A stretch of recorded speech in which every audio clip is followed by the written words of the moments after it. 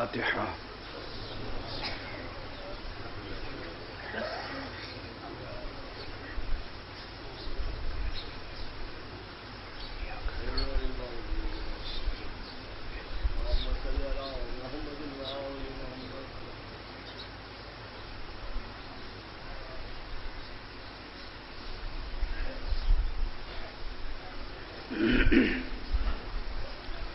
التماس ہے کہ ایک مرتبہ پھر سورہ حمد کی تلاوت فرما کر تمام شہداء، تمام مؤمنین و مؤمنات مرحومین، مخصوصاً مرحوم ماجد علی ابن ملک محمود اور مرحومہ فیضیہ بانو بنت قربان علی کی روحوں کو ایصال فرمائیں۔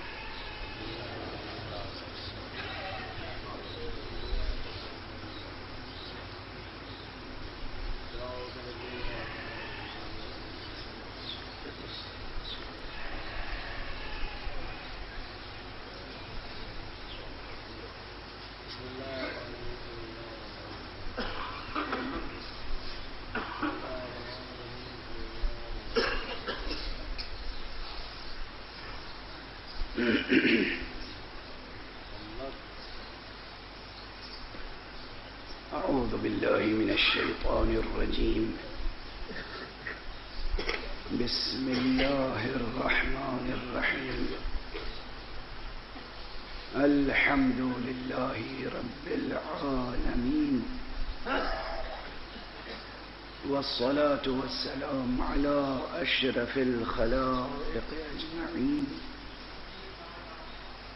سيدنا وسيد الأولين والآخرين، حبيبنا وحبيب إله العالمين، إمام المرسلين وخاتم النبيين، أبي القاسم المصطفى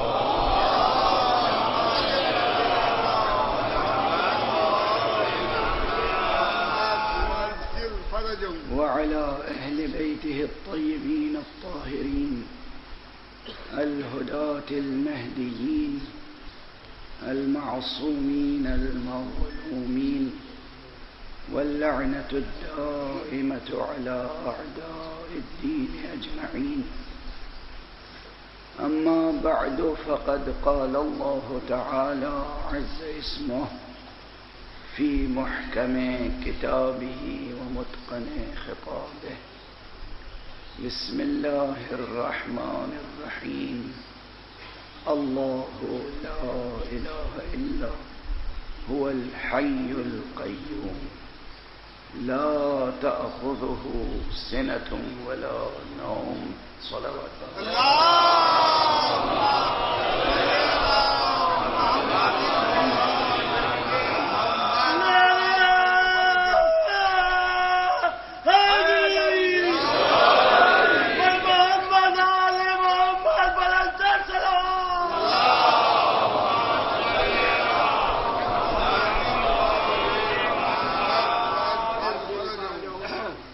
برادران عزیز،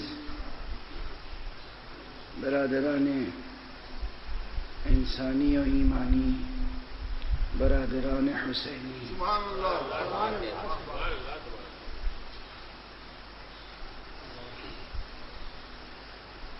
یہ ضرور ہے کہ منبر پہ غیر معصوم کے تذکرے اچھے نہیں لگتے، مگر کبھی کبھی مصلحتاً ضرورتاً کچھ تذکرے کرنے پڑتے ہیں، کیے جاتے ہیں، تاکہ اس کے ذریعے سے بھی ایک پیغام دیا جا سکے۔ کل میں نے ایک شعر حضرت مہدی نظمی کا پڑھا تھا، کل یا پرسوں کی تقریر میں، کہ در حسین پر ملتے ہیں ہر خیال کے لوگ۔ یہ اتحاد کا مرکز ہے آدمی کے لیے۔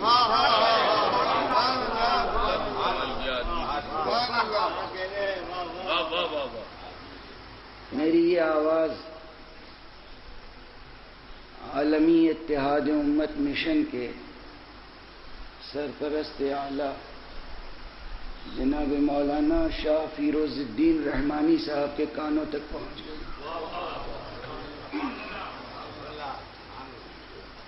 اور وہ آج فرش عزا پہ تشریف فرما ہے۔ پروردگار ان کی اتحادی کوششوں کو قبول فرمائے اور اسے محض ایک سیاسی کوشش قرار نہ دے، بلکہ اس کی بنیاد اخلاص پر ہو۔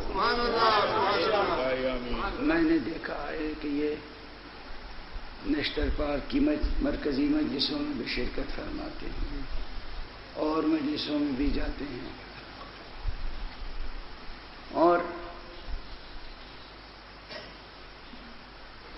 یقیناً یہ بات جو میں نے گزارش کی تھی کہ مجلس عزائے حسینی میں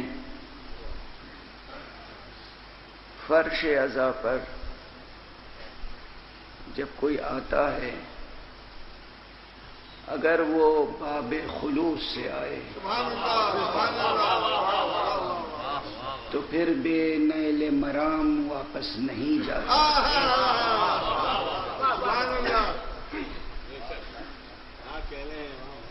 وہ منزل تک ضرور پہنچتا ہے۔ ہم سب کی منزل ہے اللہ، منزل بس ایک اللہ۔ وہ مشہور حدیث جو وطن کی محبت میں ہے، کہتے ہیں حب الوطن من الایمان یا حب الوطن، بعض حضرات تو پڑھتے ہیں نصف الایمان، ایمان کے حصے اور ٹکڑے کرنے میں بہت ماہر ہیں لوگ، لیکن برفرض صدور علامہ بہائی نے فرمایا ہے کہ یہاں وطن سے مراد یہ وطن خاکی نہیں ہے، یہ وطن ارضی نہیں ہے، وطن کی حفاظت کا حکم فقہی حکم ہے۔ اصل وطن تو وہ ہے جہاں سے ہم آئے ہیں،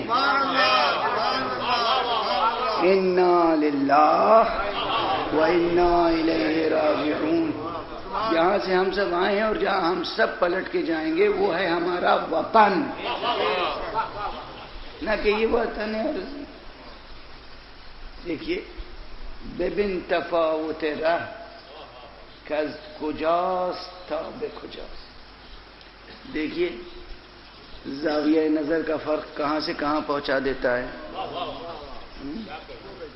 اگر اس وطن خاکی کو، اس ارض خاکی کو وطن سمجھ لیا جائے اور اس کی محبت جزو ایمان قرار پا جائے تو بت پرستی کا راستہ کھل جائے گا،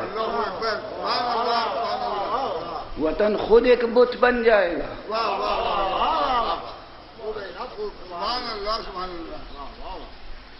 وطنیت خود ایک بت پرستی کی تحریک بن جائے گی۔ وطن کی حفاظت کرنا ایک فقہی حکم ہے۔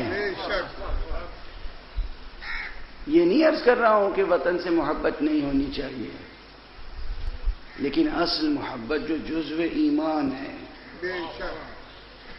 وہ کہیں اور کی محبت ہے۔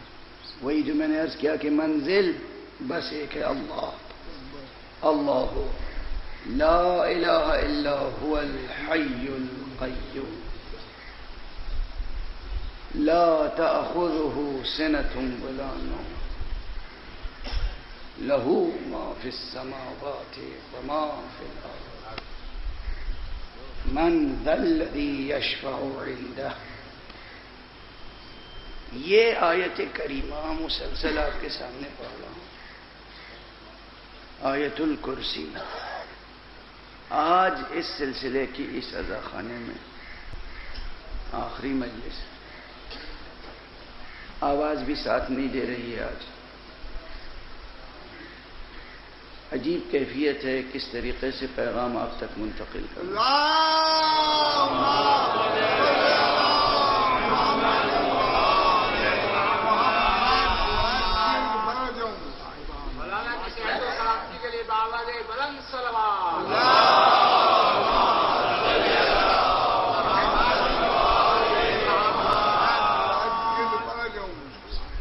اس آیت کریمہ کے پہلے ہی لفظ یعنی اسم جلالہ کی تشریح و توضیح لفظی کا حق بھی ادا نہیں ہو سکا. یہ کوئی مبالغہ نہیں ہے، یہ کوئی خطیبانہ غلو بھی نہیں ہے. افاضل تشریف فرمائے جناب حجت الاسلام والمسلمین مولانا سلمان صاحب تشریف فرمائے، حجت الاسلام والمسلمین مولانا افتخار صاحب تشریف فرمائے، اور افاضل موجود ہیں، دانشوران موجود ہیں، ججز صاحبان موجود ہیں، انٹلیکچوئلس موجود ہیں، ادبا موجود ہیں، شعراء موجود ہیں، سخن فہم موجود ہیں. یہ سمجھ سکتے ہیں کہ لفظ مبارک اللہ کی بحث ابھی پوری نہیں ہو سکی، لیکن کم سے کم اتنا تو ہوا کہ آپ میں جستجو بیدار ہوئی.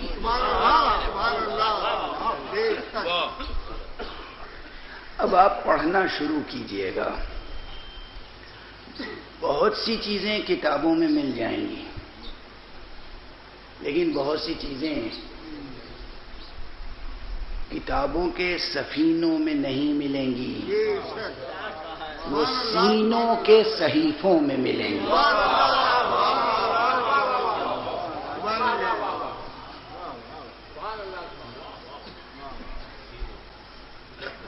صفینوں میں سب کچھ نہیں ملتا، سینوں سے دنیا بے نیاز نہیں ہو سکتی. یہ حکمت الہی ہے.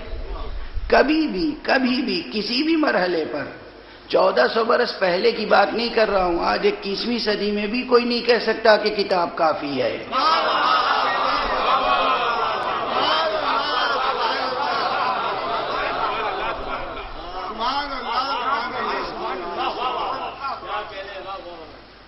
اور جب کسی علم میں کسی فن میں کتاب کافی نہیں ہے، فزکس میں کوئی بغیر استاد اور بغیر گائیڈ کے پی ایچ ڈی کر کے دکھائے مجھے. سادہ سی طالب علمانہ بات ہے، عام سی، بغیر استاد کے، بغیر رہنما کے، بغیر لیب کے فزکس میں ایک اچھا بڑا سائنسداں بن کے دکھائے کوئی مجھے. میں اس کو لائبریری میں بند کر دیتا ہوں، فزکس کی لائبریری میں پڑھے، اب تک جو کچھ لکھا گیا ہے فزکس کے میدان میں پڑھے، اور اس کے بعد کچھ بن کے دکھائے، کچھ کر کے دکھائے. نہ بن سکتا ہے نہ کر سکتا ہے. استاد چاہیے، گائیڈ چاہیے، لیب چاہیے، کتنے اوزار چاہیے، کتنے وسائل چاہیے. کیمسٹری میں کر کے دکھائے اور کسی علم و فن میں کر کے دکھائے، نہیں دکھا سکتا.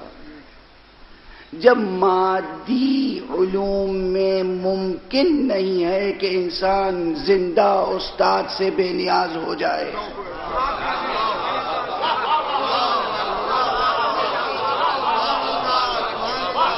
مادی علوم میں یہ عناصر جو خود بے جان ہیں، بے جان سمجھے جاتے ہیں، ان بے جان عناصر کا علم بھی جاندار عطا کرتا ہے. چہ جائے کہ یہ انسان خود روحانیات میں درجہ کمال پر پہنچ جائے، یا حضرت حق سبحانہ و تعالی سے متعلق جو حی ہے، قیوم ہے، اس کے متعلق علم میں، معرفت میں کسی کمال کے درجے پر پہنچ جائے بغیر کسی زندہ رہنما کے. ممکن ہے؟ ناممکن ہے. اور یہاں بھی یہ یاد رکھیے کہ جب رہنما اور استاد کی تلاش ہوگی تو کسی بھی فن میں کسی کو اختیار نہیں ہوگا کہ جسے چاہیے آپ اپنا رہنما بنا لیجئے.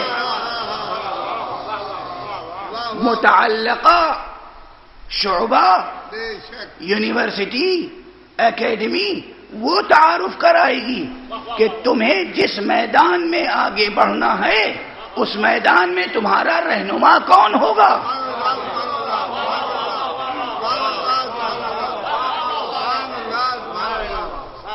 میں چلتا ہوں کراچی یونیورسٹی میں، کہتا ہوں مجھے پی ایچ ڈی کے لیے رجسٹریشن چاہیے، مگر میری شرط یہ ہے کہ میں اپنا گائیڈ ہندوستان سے لے کے آؤں گا.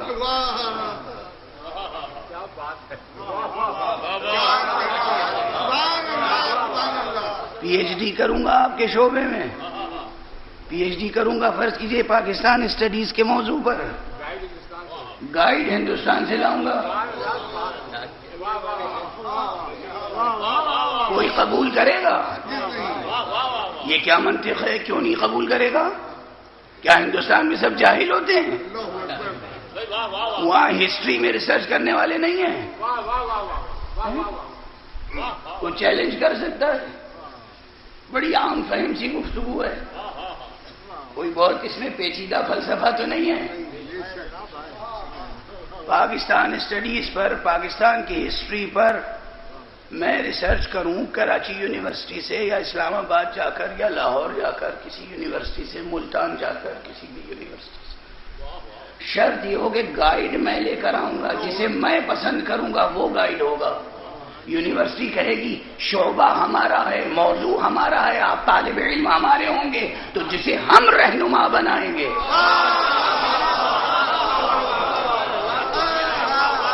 اس کی نگرانی میں پی ایچ ڈی ہوگی، ورنہ پی ایچ ڈی رد کر دی جائے گی، سند بھی نہیں ملے گی، محنت بھی ضائع جائے گی، محنت ضائع جائے گی. اسی کو کہتے ہیں حبط اعمال.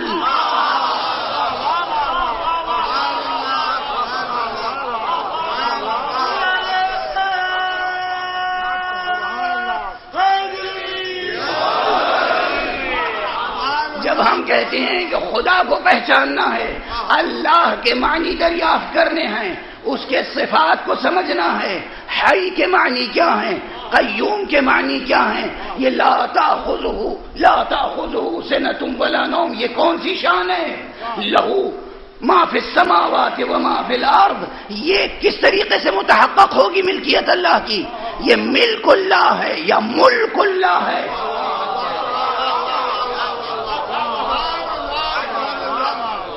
یہ لہو ما فی السماوات وما فی الارض، یہاں ملک خدا کا تذکرہ ہے یا ملک خدا کا تذکرہ ہے؟ اور ہمارے ہاں یہ کون بتائے گا ہمیں؟ یہاں پر ایک لام، ایک حرف جر لہو، یہ لام ہی میں تو معنی پوشیدہ ہے.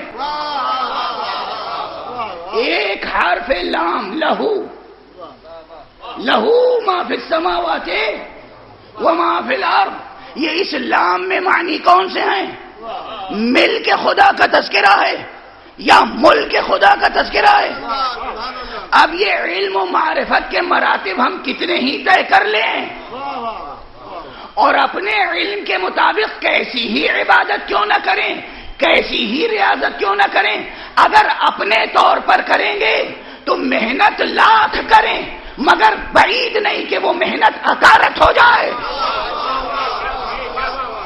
ضروری ہے کہ ادھر سے آنے والے رہنما موجود ہوں، ادھر سے آنے والے رہنما موجود ہوں، یعنی توحید کا سفر محمد مصطفیٰ صلی اللہ علیہ وآلہ وسلم کی نگرانی میں طے ہوگا.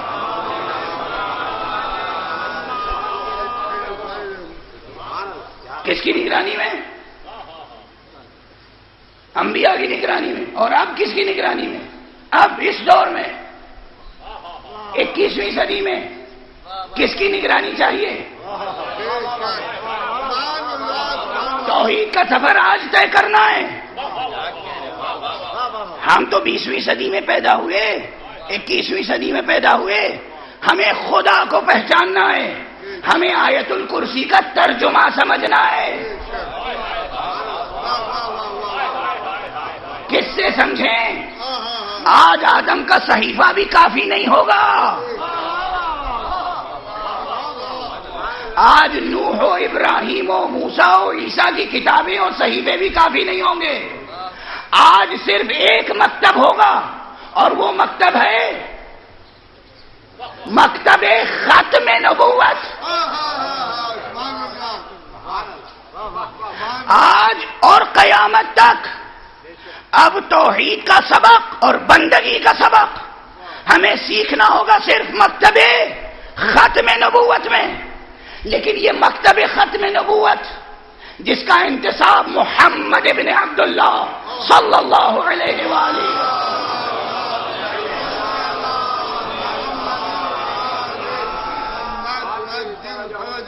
محمد بہرحال صلی اللہ علیہ وآلہ وسلم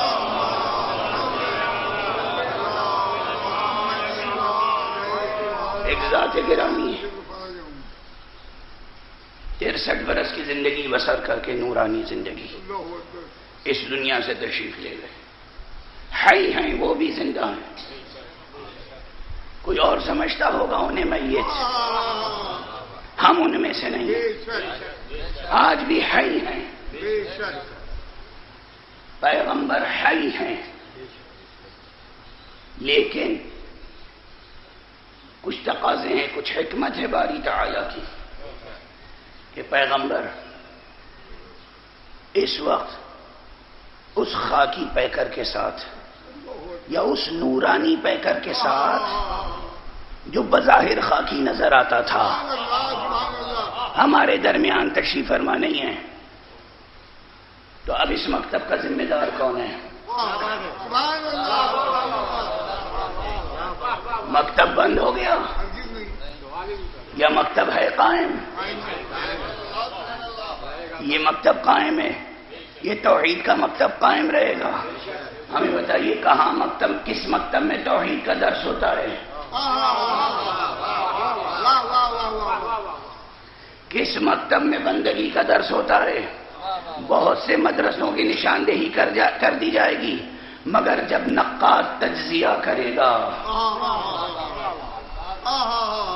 جب نصاب پرکھے جائیں گے، جب نظام پرکھا جائے گا، جب اہداف پرکھے جائیں گے، تب معلوم ہوگا کہ یہ راہ توحید کی خدمت ہو رہی ہے یا دین و دانش کی تجارت ہو رہی ہے.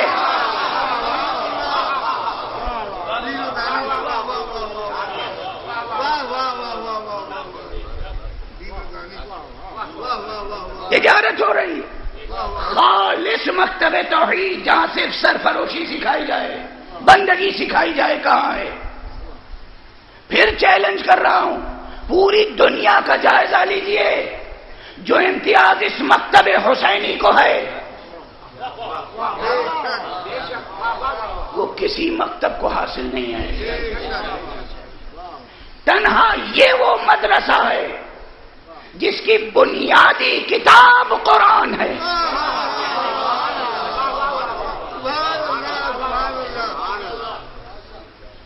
ممبر پہ آنے والا ہر خطیب کسی نہ کسی قرآن مجید کی آیت سے گفتگو شروع کرتا ہے.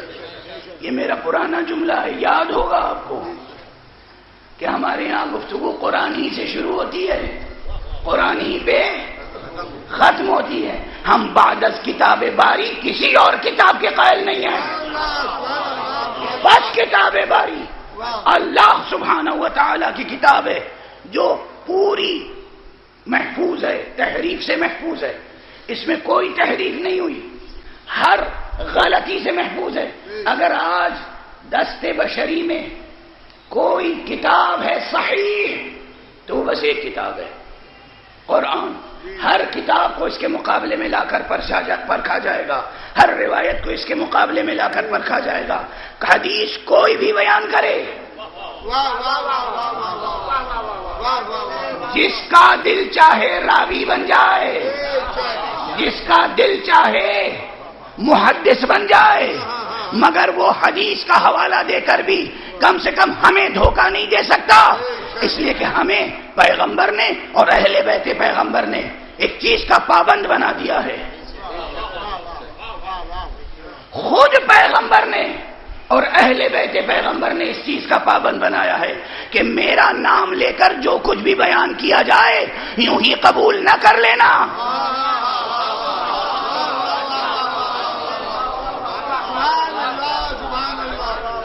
دیکھیے یہ ہوتا ہے فرق. دنیا میں جنہیں بزرگی مل جاتی ہے کسی بھی اعتبار سے، علم کے حوالے سے، ادب کے حوالے سے، سرمایہ کے حوالے سے، اقتدار کے حوالے سے، ان کا مزاج ہوتا ہے ان کا نام لے کر کوئی کام لینا چاہیں اور وہ کام نہ ہو تو وہ پوچھتے ہیں اس نے میرا نام لیا تھا آپ نے کام کیوں نہیں کیا؟ ارے وہ میرے ریفرنس سے آیا تھا نا آپ کے پاس، میرا نام لیا تھا نا اس نے، آپ نے کیوں نہیں اس کی بات پوری کی؟ یہ ہمارا مزاج ہے اور یہ محمد عربی اور ان کے خانوادے کے معصوم اماموں کا مزاج ہے.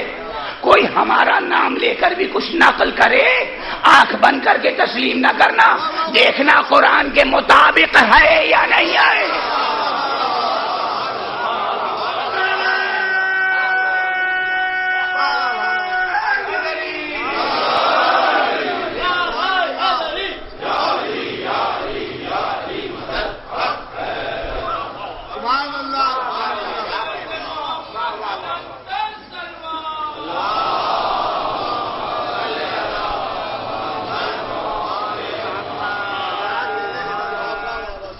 یعنی پیغمبر فرمائیں، کوئی کہے قال رسول اللہ اور ہمیں تأمل ہو، یہ مقام ہے کہ جہاں طائر فکر کے بالوں پر جھلس کے رہ جائیں. کوئی کہے قال رسول اللہ قال خاتم النبیین، قال رسول اللہ کے بعد تأمل کی گنجائش ہے؟ ہاں ہے، خود پیغمبر فرما رہے ہیں. قال امیر المومنین، پھر کسی تأمل کی گنجائش ہے؟ ہاں ہے. قال ابو عبداللہ، اس کے بعد کوئی تأمل کی گنجائش ہے؟ ہاں ہے. خود انہوں نے کہا ہے تسلیم نہ کرو. مگر دو باتیں، کیا لطیف بات ہے. دیکھیے کہاں کیا تقاضے ہیں ان کے، یہ ہدیہ لے کر جائیے گا. آج ان کی قربت ذات حق سے دیکھیے اور ان کی احتیاط دیکھیے.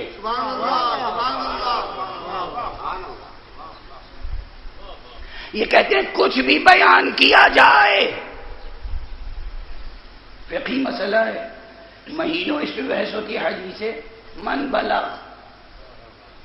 کچھ بھی بیان کیا جائے، میرا نام لے کر کچھ بھی بیان کیا جائے، دیکھو قرآن کے مطابق ہے تو قبول کرنا، قرآن کے مطابق نہ ہو تو رد کر دینا، دیوار پہ مار دینا. وہ کلام ہمارا ہو ہی نہیں سکتا جو قرآن سے متصادم ہو جائے. توجہ ہے، یہ معیار دے کر گئے اس لیے کہ انہیں معلوم تھا کہ ان کے نام سے جھوٹی حدیثیں وضع کی جائیں گی. معیار دے کر گئے، ہمیں گمراہی سے بچانے کے لیے معیار دے کر گئے. پہلا معیار یہ دے کر گئے کہ حدیث قرآن کے مطابق ہو تو قبول کرنا، اور یہ عام معیار ہے، چاہے اصول دین سے متعلق ہو یا فروع دین سے متعلق ہو، اخلاق سے متعلق ہو یا آداب سے متعلق ہو. دوسرا معیار یہ دیا پیغمبر نے کہ انی تارکن فیکم الثقلین، میں تمہارے درمیان دو گراں بہا چیزیں، دو نفیس چیزیں، دو وزین اور متین چیزیں چھوڑ کر جا رہا ہوں. ایک قرآن، دوسرے میری عطرت، میرے اہل بیت. یہ وہ ضرورت پوری ہو گئی جو ابھی تمہید مجلس میں عرض کر رہا تھا کہ کتاب کافی نہیں ہے، زندہ وجود چاہیے رہنمائی کے لیے.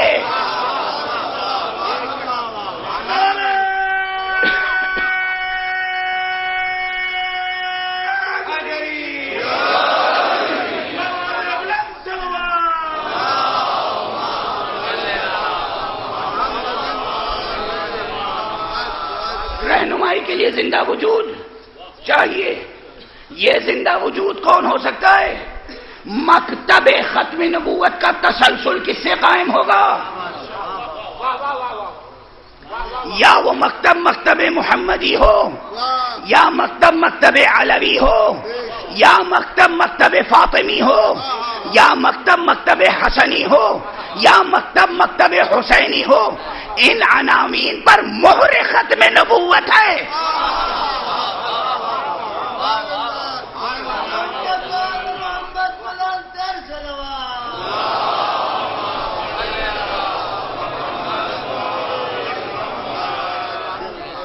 ان عناوین پر مہر ختم نبوت ہے.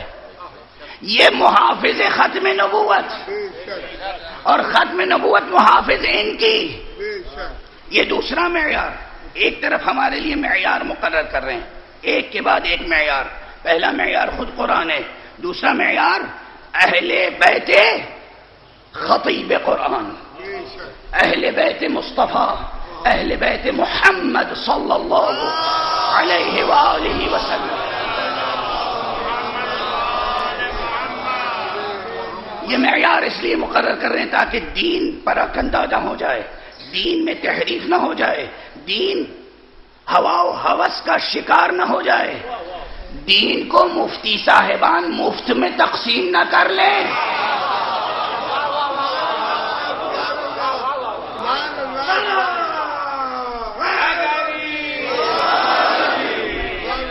مولانا علم اشتقاق میں جا کر اضافہ کیجئے گا، مفتی فتویٰ سے مشتق ہے یا مفت سے مشتق؟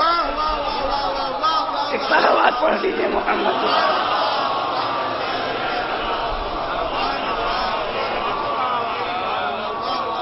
ارے بھی حاشیے میں تو لکھا جا سکتا ہے نا، حاشیے میں کیا کیا چیزیں لکھی گئی ہیں یہ بھی لکھ دیجیے گا.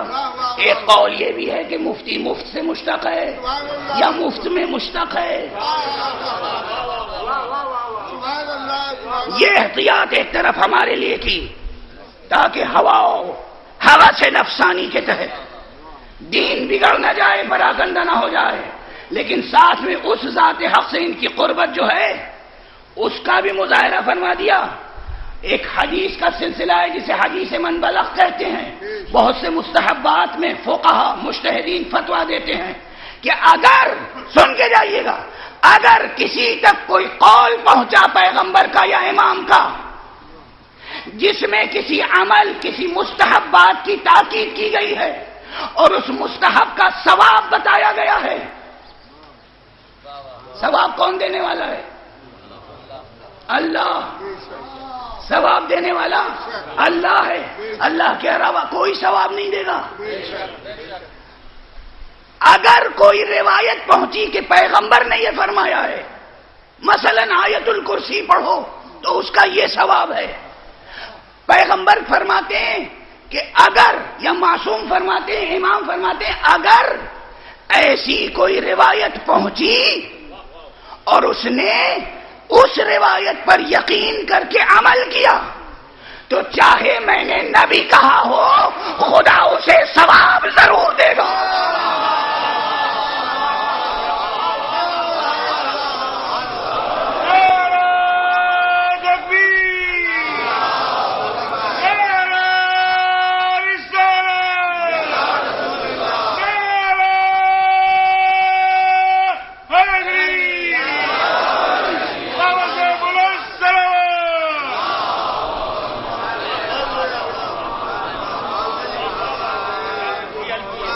قربت دیکھی، قربت دیکھی، یہ قربت دیکھی. چاہے میں نے نہ کہا ہو، مگر اگر اس تک بات پہنچی ہے ہمارے حوالے سے اور اس نے یقین کر لیا، اس نے عمل کر لیا، تو اس کا یہ عمل ضائع نہیں ہوگا، یہ عمل برباد نہیں ہوگا. توجہ ہے، عمل کی قبولیت میں ان کی ضمانت بہرحال شرط ہے.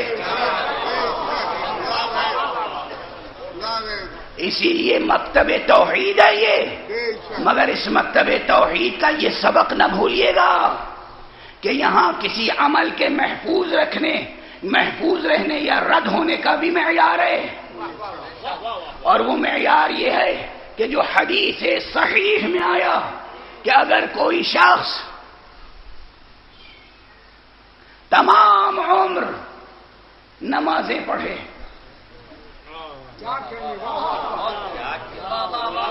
ہمیشہ تمام رات جاگ کر بسر کرے، قیام اللیل کا شرف رکھتا ہو، قائم اللیل صائم النہار، ہمیشہ دن میں روزے رکھتا ہو، ہر سال حج کرتا ہو، سال میں متواتر عمرے کرتا ہو، زکاتیں دیتا ہو، صدقات ادا کرتا ہو، خمس ادا کرتا ہو، تمام واجبات بجا لاتا ہو، جہاد کرنے والا ہو، اور طواف خانہ کعبہ کی حالت میں رکن و مقام کے درمیان، یعنی حجر اسود اور مقام ابراہیم کے درمیان جان آفری کے سپرد کر دے، مگر اگر محبت علی نہیں رکھتا ہوگا اس کا ٹھکانہ جہنم ہے۔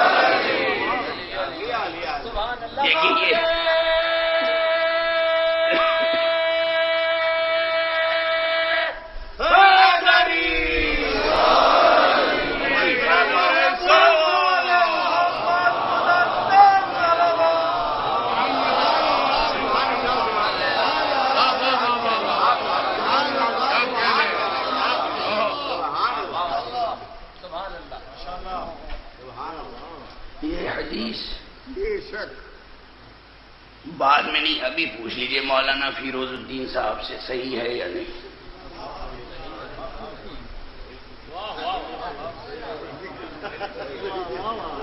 یہ کہہ رہے ہیں صحیح ہے، یہ مولانا شاہ فیروز الدین صاحب تشریف فرما ہیں، یہ کہہ رہے ہیں یہ حدیث صحیح ہے۔ ہر صحیح مسلمان کہتا ہے کہ صحیح ہے۔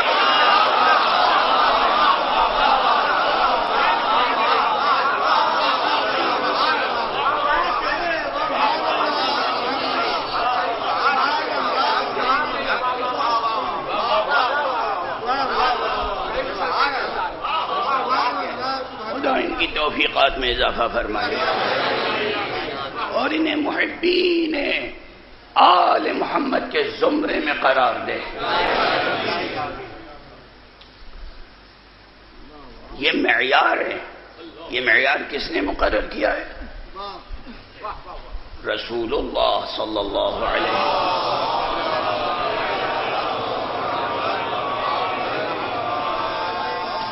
کسی اور کی محبت پر اتنی حدیثیں موجود نہیں ہیں، اتنی حدیثیں کیا اتنی بھی موجود نہیں ہیں۔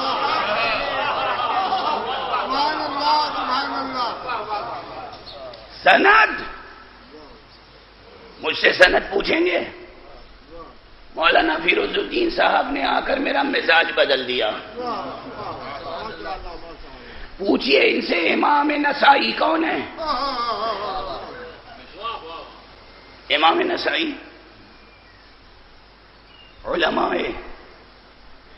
حدیث میں امام کا درجہ رکھتے ہیں، فن حدیث میں، علم حدیث میں۔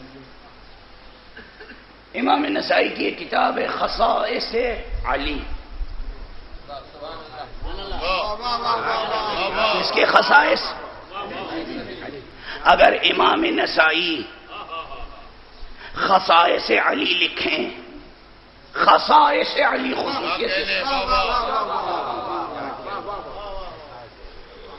تو اس کے کوئی معنی ہے نا.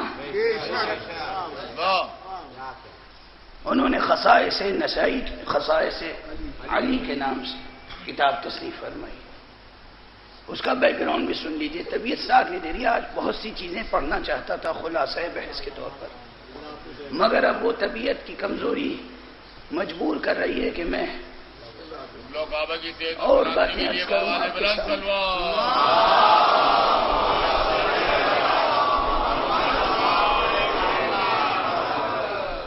آج کل بازاروں میں بہت سی کتابیں ہیں، بہت سے لوگ لکھتے ہیں، اور ان کو چونکہ بین الاقوامیت کی ہوس ہوتی ہے.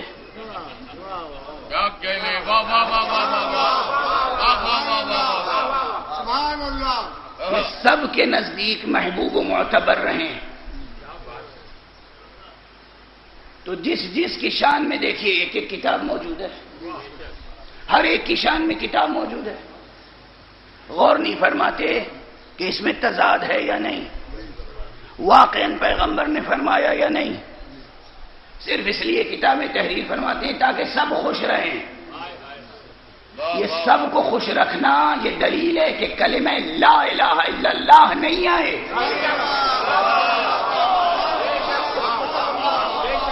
لا الہ الا اللہ والا صرف اللہ کو خوش رکھ سکتا ہے، سب کو خوش نہیں رکھ سکتا.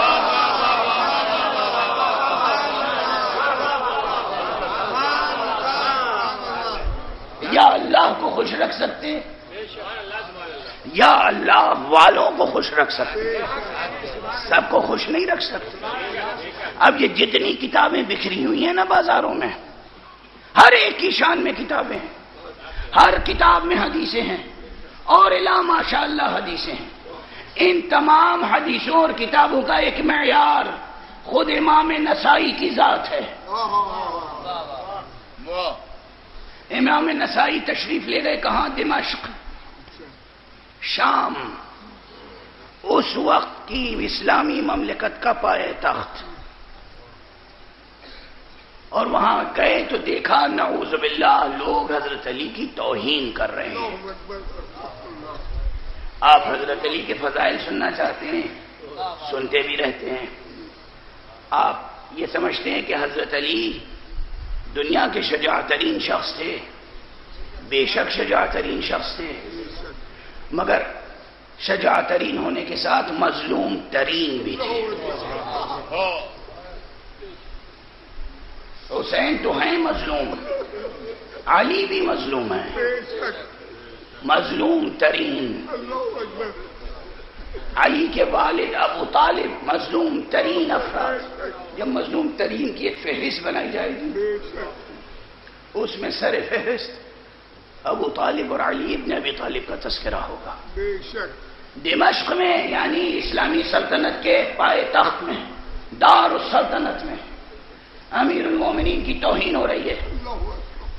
اور کیسی توہین، زبان جل جائے اگر میں وہ جملے دوہرا سکوں. ممبروں پر خطبہ جمعہ میں نمازوں کے بعد، 5 وقت کی نمازوں کے بعد جیسے ہم تسبیح زہرا پڑھتے ہیں ایسے علی کی توہین ہوتی تھی. تاریخ ہے، تاریخ ہے. امیر المؤمنین علی ابن ابی طالب علیہ الصلاۃ والسلام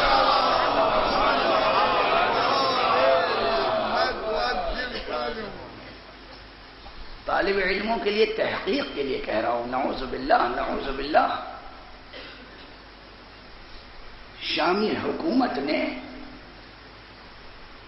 باغیان شام نے،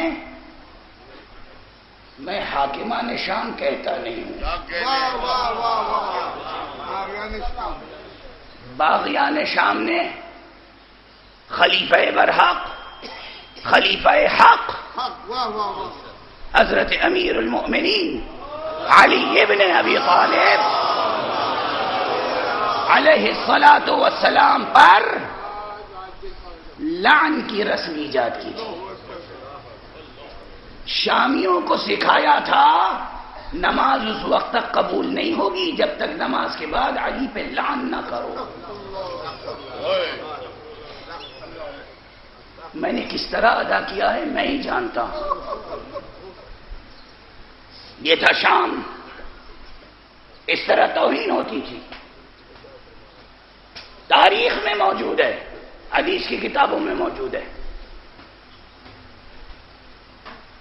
امام نسائی وہاں گئے، یہ کیفیت دیکھی، جلال آ گیا. مسجد جامع دمشق میں بیٹھ کر فضائل علی بیان کرنا شروع.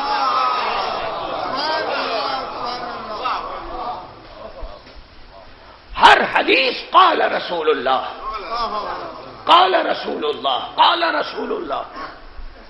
رسول اللہ نے علی کی یہ فضیلت بیان کی، رسول اللہ نے علی کی وہ فضیلت بیان کی، رسول اللہ نے علی کو اپنا وسیع قرار دیا، رسول اللہ نے علی کو اپنا باب شہر علم قرار دیا. فضائل بیان کرنا شروع کیا. حکومت کے نمائندے آئے، یہ کیا کر رہے ہیں؟ حدیث پیغمبر بیان کر رہے ہیں. وہی کتاب لکھی، حدیث پیغمبر بیان. کہا کچھ ہماری شان میں بھی تو بیان کیجئے. یہ ہے معیار جو میں کہہ رہا ہوں، ان کا وجود معیار ہے. کہا آپ کی شان میں کچھ ہو تب تو بیان کرو. امام نسائی کو کچھ نہ ملا، آپ کو کہاں سے مل گیا؟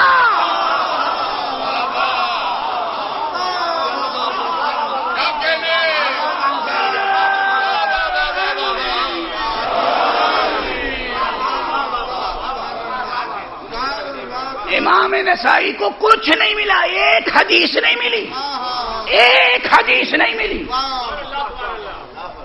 تاریخ ایک حدیث نہیں ملی. کہا اچھا ہماری شان میں کچھ نہیں ہے تو پھر وہ بھی بند کر دیجئے. دیکھیے مجلسوں پہ پابندی لگانے کی حکمت کہاں سے شروع ہے.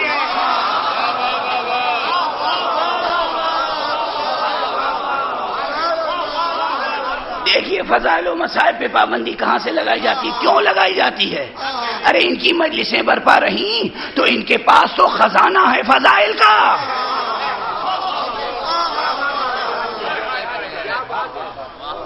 ان کے پاس تو سرچشمہ ہے، ان کے پاس تو چشمہ آب حیات ہے.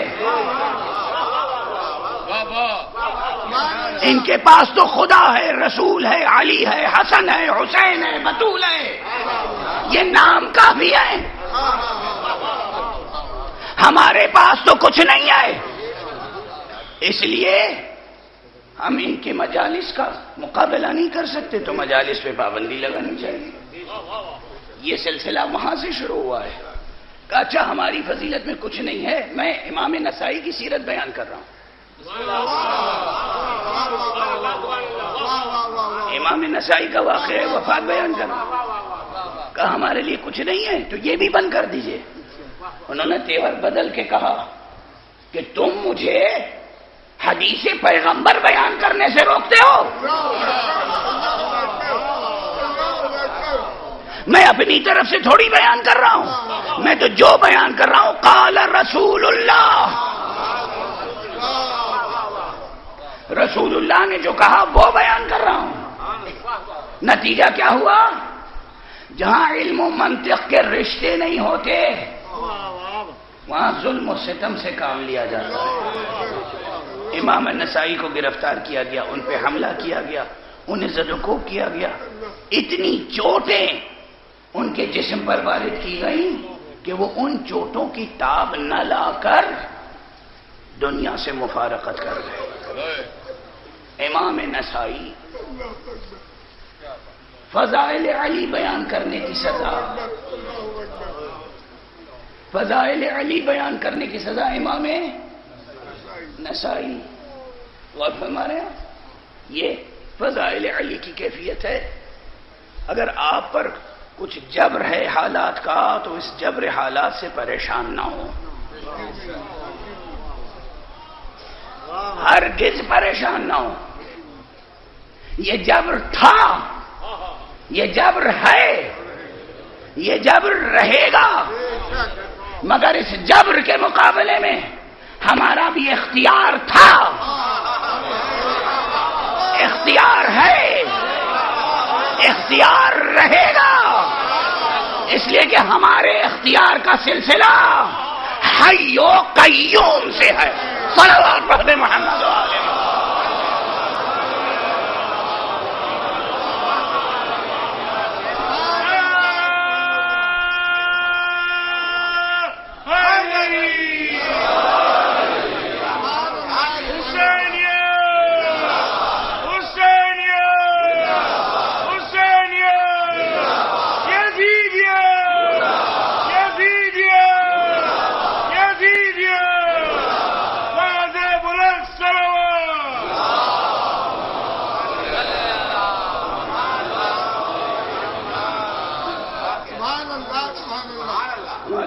کا سلسلہ وہاں سے جڑا ہوا ہے، سے رشتہ ہوا ہے۔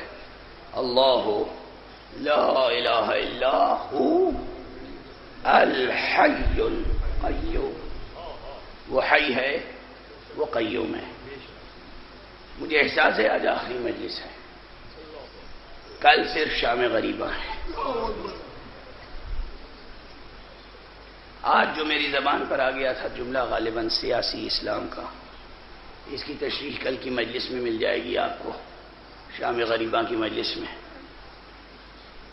حقیقت یہ ہے کہ اس وقت دو اسلام ہیں دنیا میں بس، ایک سیاسی اسلام، ایک الہی اسلام۔ بے شک بے شک الہی اسلام وہ ہے جس کا تعلق قرآن سے ہے، توحید سے ہے۔ الہی اسلام قرآن سے، توحید سے، مقام ختم نبوت سے، امامت سے، قیامت سے، اور وہ بھی کسی اور کی امامت سے نہیں، حسین کی امامت سے۔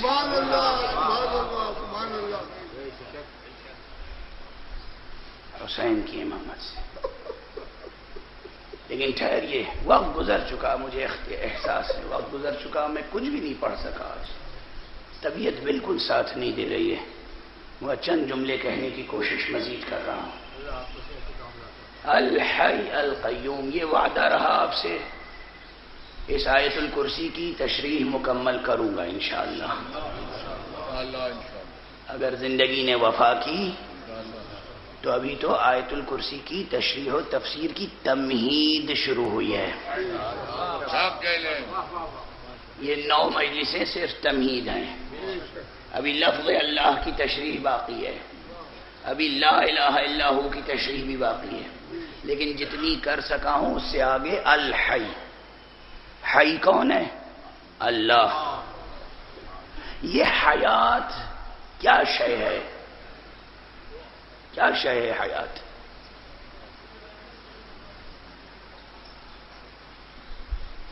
حکماء، عرفاء، متکلمین، کلمات معصومین، ان سب کو جمع کر کے ایک بات کہی ہے اساتذہ فن نے کہ حیات وہ صفت ہے جس پر 2 مزید صفات کا دار و مدار ہے۔ وہ 2 مزید صفات کیا ہیں؟ علم اور قدرت۔ علم اور قدرت۔ علم وہیں پایا جائے گا جہاں حیات ہوگی،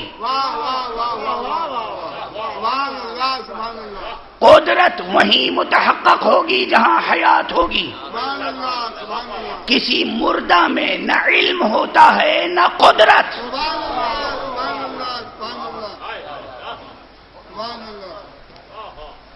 کسی مردہ میں نہ علم ہوتا ہے نہ قدرت۔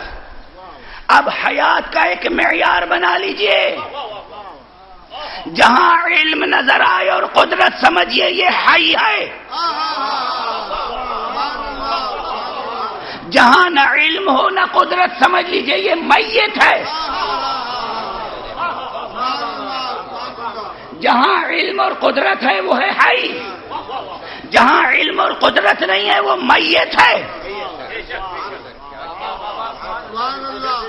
بہت طویل بحث تھی، مگر وقت کے تقاضے کو سامنے رکھ کے میں نے سمیٹ دی۔ اتنے الفاظ تو یاد رہیں گے نا، جہاں علم اور قدرت نظر آئے وہ ہے حی، جہاں علم اور قدرت نظر نہ آئے وہ ہے میت، مردہ۔ اب اس سے دو پیروں سے چل رہا ہے یا نہیں، یہ معیار نہیں آئے۔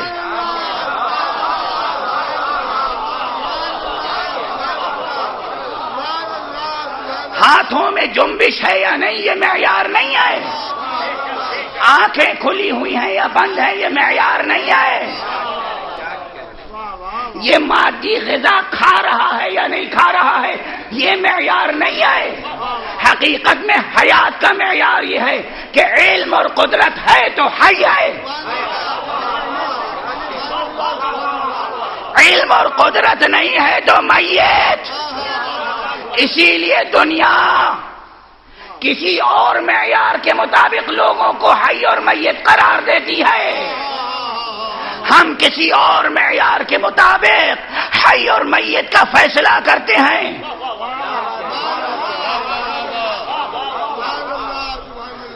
ہم کبھی کبھی کسی کو آواز دیتے ہیں،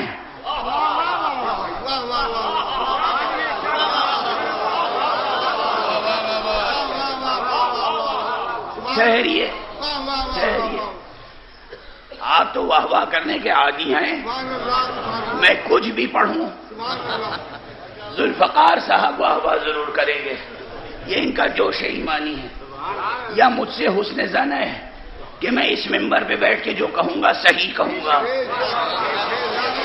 غلط نہیں کہوں گا۔ غور فرمایا آپ نے، یہ ان کا حسن ظن ہے۔ خدا انہیں سلامت رکھے، آپ سب کو سلامت رکھے، آپ سب محفوظ رہیں۔ حی اور میت کا معیار عرض کر رہا ہوں اور اس کی مثال، لیکن یہ بات سمجھیں، علم اور قدرت دو صفات ہیں کہ نہیں؟ ہے نا؟ یہ دو صفتیں ہیں، کس رنگ کی ہیں یہ دونوں صفتیں؟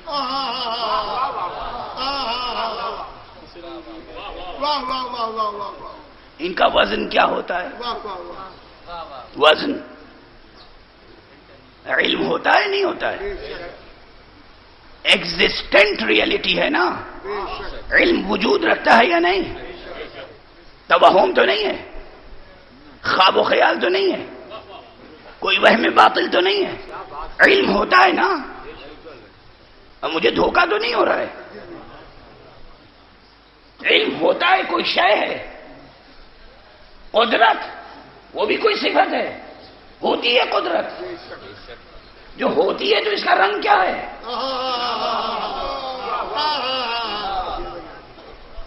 ہو سکتا ہے علم کا ہرا رنگ ہو اور قدرت کا لال۔ آپ ہنس رہے ہیں، علم ہوتا ہے، قدرت ہوتی ہے، یہ دونوں صفتیں ہیں، یہ دونوں صفتیں، مگر ان کا نہ جسم ہے نہ رنگ ہے، نہ وزن ہے، نہ بو ہے، نہ مزہ ہے، اگرچہ علم اور قدرت کا جو مزہ ہے وہ اپنی جگہ ہے، جو بو ہے وہ اپنی جگہ ہے۔ علم میں لذت ہے مگر یہ زبان اس لذت سے آشنا نہیں ہوتی، آپ کی روح اس لذت سے آشنا ہوتی ہے۔ علم میں خوشبو ہے مگر یہ ناک اس خوشبو کو نہیں سونگھتی، آپ کی روح اس خوشبو کو سونگھتی ہے۔ قدرت میں بھی رنگ ہے، مزہ ہے، بو ہے، مگر روح محسوس کرتی ہے، یہ جسم محسوس نہیں کرتا۔ جب علم ہے، قدرت ہے اور ان کی خوشبو، ان صفات کے رنگ روح براہ راست درک کرتی ہے، یہ حواس سے خمسہ ظاہریہ درک نہیں کرتے، تو جس صفت پر ان دونوں صفات کا انحصار ہے یعنی حیات، وہ صفت بھی ایسی ہی ہوگی، پھر زندگی کا بھی نہ کوئی رنگ ہے نہ کوئی وزن ہے، یعنی ان آنکھوں سے نظر نہیں آ سکتی، صحیح ہے نا؟ جو ایسا زندہ ہو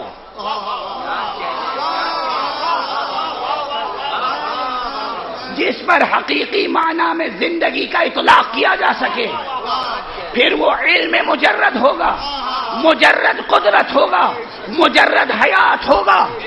اسے کسی کی مدد کرنے کے لیے مادی ہاتھوں کی ضرورت نہیں ہوگی.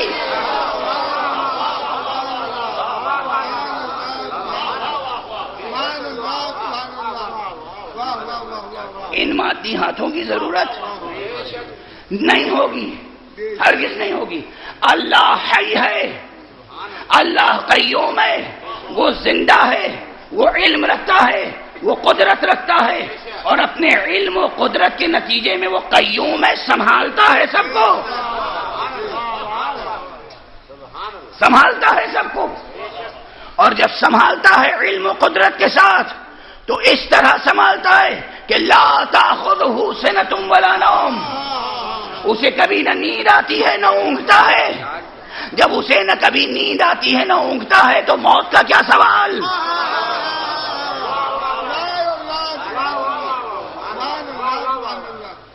وہ سراسر حیات ہے. ٹھیک ہے نا؟ ابھی تک کوئی شک و شبہ تو نہیں ہے. اور کیا ہے؟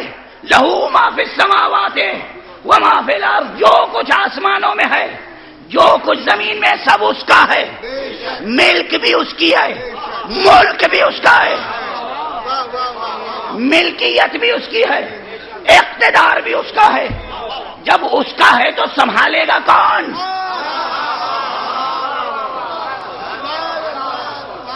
چیز اس کی ہے تو کوئی غیر سنبھالنے والا نہیں ہو سکتا. اس دنیا میں کسی کی چیز کوئی اور سنبھالتا ہے؟ محمد کا دین کسی نے سنبھالا سوائے محمد والوں کے؟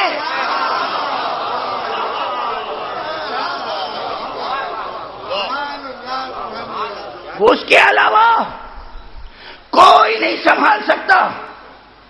اور سنبھالنے کا نظام اس نے جو مقرر کیا ہے، اس میں یقیناً جس ذات سے یا جن ذوات سے، جن وجودات سے، جن موجودات سے وہ اپنے صفات کا اظہار کرتا ہے، وہ موجودات، وہ وجودات مقدسہ اس کے مظاہر ہیں.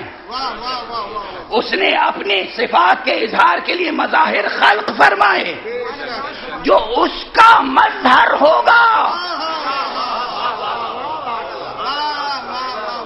جو اس کا مظہر ہوگا، اس میں اس کی شان کا پایا جانا لازمی ہے.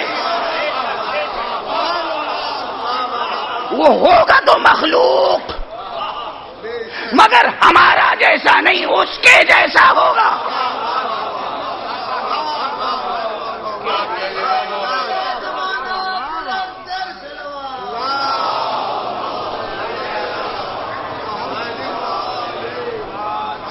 اس میں کوئی مبالغہ نہیں ہے. اس کے مظاہر اس کے جیسے ہوں گے. آپ کسی کو نمائندہ بنائیں گے تو کیسا بنائیں گے؟ اپنے ہی نمائندہ تو بنائیں گے، اپنے اہداف و مقاصد کو سامنے رکھ کر. اللہ کسی کو نمائندہ بنائے گا تو کسے بنائے گا؟ اپنا جیسا بنائے گا.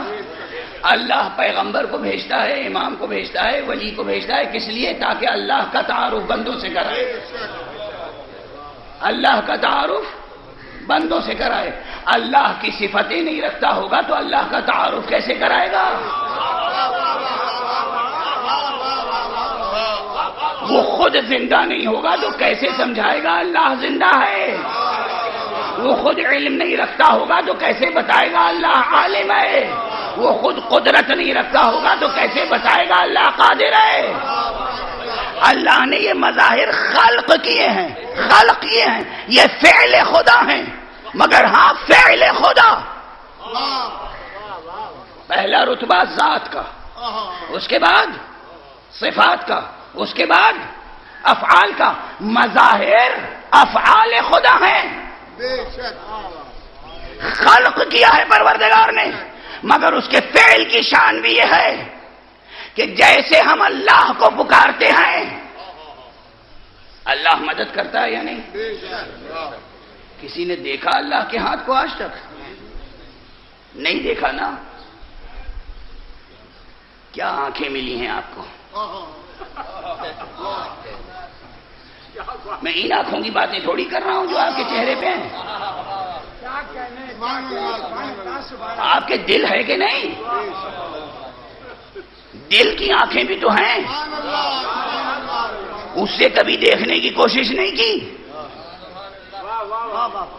دل کی آنکھیں کھولیے اور مظاہر حق کو دیکھیے. مظاہر حق کو دیکھیے. آپ اللہ کو پکاریے، مدد کے لیے کوئی نہ کوئی آئے گا. یہ نظام اسباب ہے، کوئی نہ کوئی آئے گا. لیکن جو اللہ کو پکارنے کے نتیجے میں مدد میں آئے، مدد کے لیے آئے،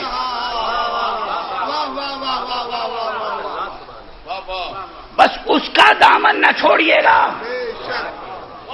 ایک ہی معیار ہے شرک سے بچنے کے لیے. شرک سے بچنے کے لیے ایک ہی معیار ہے، وہ یہ کہ پکاریے اللہ کو، اور جو مدد کے لیے آئے اسے پہچان لیجئے.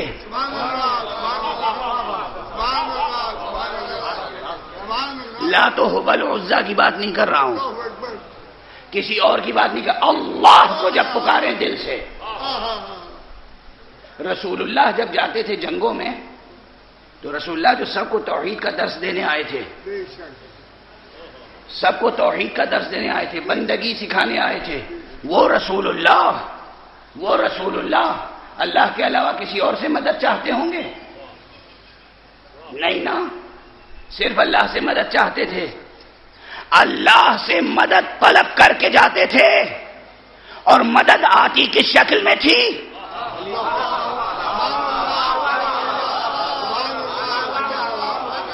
دیکھیے یہ معیار محفوظ رکھیے گا، چونکہ ہماری نگاہوں کو دھوکہ بھی ہو سکتا ہے، ہمیں غلطی بھی ہو سکتی ہے، ہم شرک اور کفر میں مبتلا ہو سکتے ہیں.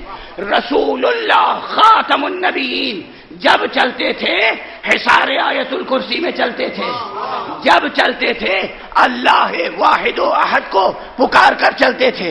جنگیں ہی کی ہیں لا الہ الا اللہ کی خاطر. پیغمبر نے اپنی تمام عمر کوئی ایک جنگ بھی محمد رسول اللہ کا کلمہ پڑھوانے کے لیے نہیں کی. ہر جنگ صرف لا الہ الا اللہ کا کلمہ پڑھوانے کے لیے کی. جو پیغمبر لا الہ کے کلمے کی خاطر جنگ کر رہا ہو وہ غیر خدا کو پکار نہیں سکتا، وہ پیغمبر پکار خدا کو رہا ہے. اللہ مدد کبھی ابو طالب کی شکل میں کرتا ہے، کبھی علی ابن ابی طالب کی شکل میں کرتا ہے. یہ تو تاریخ ہے.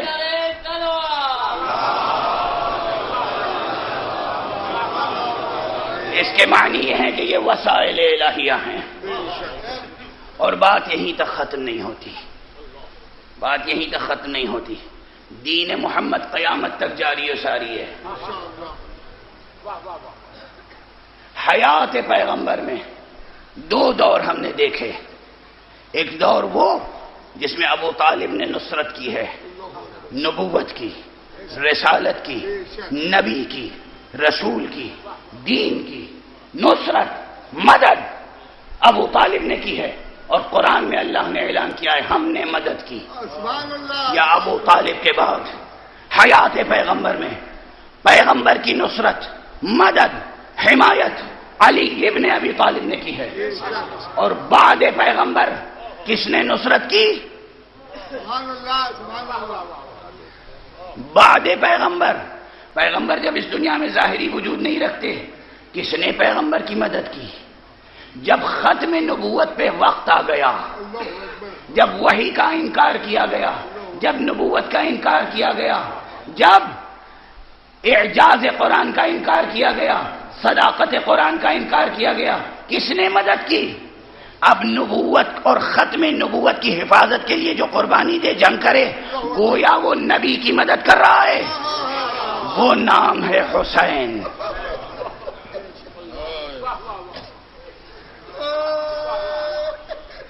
وہ نام گرامی حسین ہے. وہ اس میں گرامی حسین ہے. کچھ نہیں پڑھ سکا آج، مجھے احساس ہے. طبیعت کی کمزوری نے اور آواز نے میرے ذہن کو منتشر کر دیا، مگر پھر بھی آپ تک جو باتیں منتقل کر سکا وہ باتیں یاد رکھیے گا. یہ یاد رکھیے گا، اگر اللہ کو پکاریں تو علی مدد کے لیے آتے ہیں، اگر اللہ کو پکاریں حسین مدد کے لیے آگے آتے ہیں. یہ ان میں ایک دوسرے سے تعلق ہے، یہ کمال وحدت ہے، یہ فنا فی اللہ اور بقا باللہ کی منزل ہے. فنا فی اللہ بقا باللہ، فنا فی اللہ بقا باللہ. اللہ کی ذات میں فنا ہو گئے، یہ اللہ کے ساتھ بقا کی منزل میں ہیں. یہ جب بھی توحید پر کڑا وقت آئے گا، جب بھی ختم نبوت پہ کڑا وقت آئے گا، جب بھی دین پر کڑا وقت آئے گا، یہ ساتھ دیں گے، یہ نصرت کریں گے، یہ مدد کریں گے. آج کچھ پڑھنے کی ضرورت نہیں ہے، صرف اتنا خیال کر لیجئے آج 9 محرم ہے.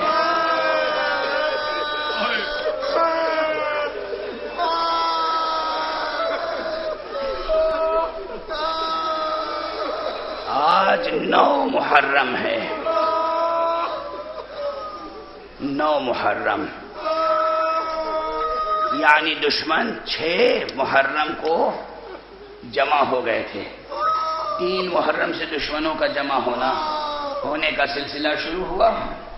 6 محرم کو 20,000 فوجیں جمع ہو گئی تھی. 9 محرم کو کم سے کم 30,000 اور زیادہ سے زیادہ 1 لاکھ یا 1,20,000 کی فوج تھی. اور حسین اپنے 72 ساتھیوں کے ساتھ، حسین اپنے معدود ساتھیوں کے ساتھ کربلا میں تھے. 9 محرم کو شمر ابن ذی الجوشن عبید اللہ ابن زیاد کا خط لے کر کربلا آیا، جس میں پسر نحس سے یہ مطالبہ تھا، یا حسین پر حصار تنگ کرو، جنگ کرو، ان سے بیعت طلب کرو، گرفتار کر کے میرے پاس لاؤ یا ان کا سر بھیجو. پسر سعد نے یا پسر نحس نے اپنی فوج کو آمادہ کیا قتال پر، جنگ پر. حکم دے دیا حسین کے خلاف سفارہ ہو جاؤ. 9 محرم کو تاسوعا، 9 محرم کو اعلان جنگ کر دیا. خیام حسینی کی طرف فوجیں بڑھی، خیام حسینی کی طرف فوجیں بڑھی. سرکار ابو عبداللہ نے ایک مرتبہ روایت میں ہے، آپ در خیمہ پر، چونکہ کربلا میں نقشہ یہ تھا، وسط میں حضرت کا خیمہ تھا، حضرت کے خیمے کے پیچھے اہل حرم کا خیمہ تھا. گردا گرد عزیز اور اقربا جوانان بنی ہاشم کے خیمے تھے. اس کے گردا گرد ایک فاصلے سے اصحاب کے خیمے تھے، اور ایک بڑا خیمہ تھا جس میں تمام اصحاب یکجا بیٹھ سکتے تھے. دوسرا بڑا خیمہ تھا نسبتاً جس میں اسلحے رکھے ہوئے تھے، جسے آپ دار الحرب کہہ سکتے ہیں. حسین اپنے خیمے کے سامنے بیٹھے ہوئے، تلوار ہاتھ میں ہے، تلوار پر سر رکھ کر تشریف فرما ہے. ادھر گھوڑوں کی ٹاپوں کی آوازیں بلند ہوئی، ادھر جیسے حسین کسی محویت کے عالم میں ہو. حسین نے سر نہیں اٹھایا. روایت میں ہے بی بی زینب آئی، بھیا حسین یہ باہر گھوڑوں کی ٹاپوں کی آوازیں آ رہی ہیں، جیسے لگتا ہے کہ لشکر میں ہلچل ہے. امام نے سر اٹھایا اور اس کے بعد کہا، بہن ابھی میں نے نانا کو دیکھا ہے. نانا نے فرمایا ہے، بیٹا بہت جلد میرے پاس آنے والے ہو. بیٹا مصیبت کی گھڑیاں تمام ہونے والی ہیں۔ بیوی یہ سن کے تڑپ گئی، بھیا مجھے اپنی موت کی سنانی سنا رہے ہو؟ انتہائی وقار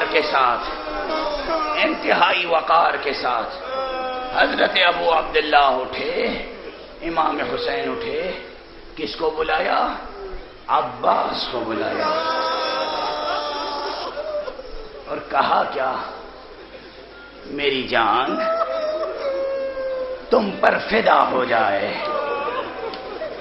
ذرا جاؤ دیکھو تو ان کا کیا ارادہ ہے۔ جناب عباس تشریف لے گئے، واپس آئے، کہا یہ جنگ چاہتے ہیں۔ امام نے فرمایا ان سے جا کے کہو، ان سے کہو ایک شب کی مہلت دے دیں۔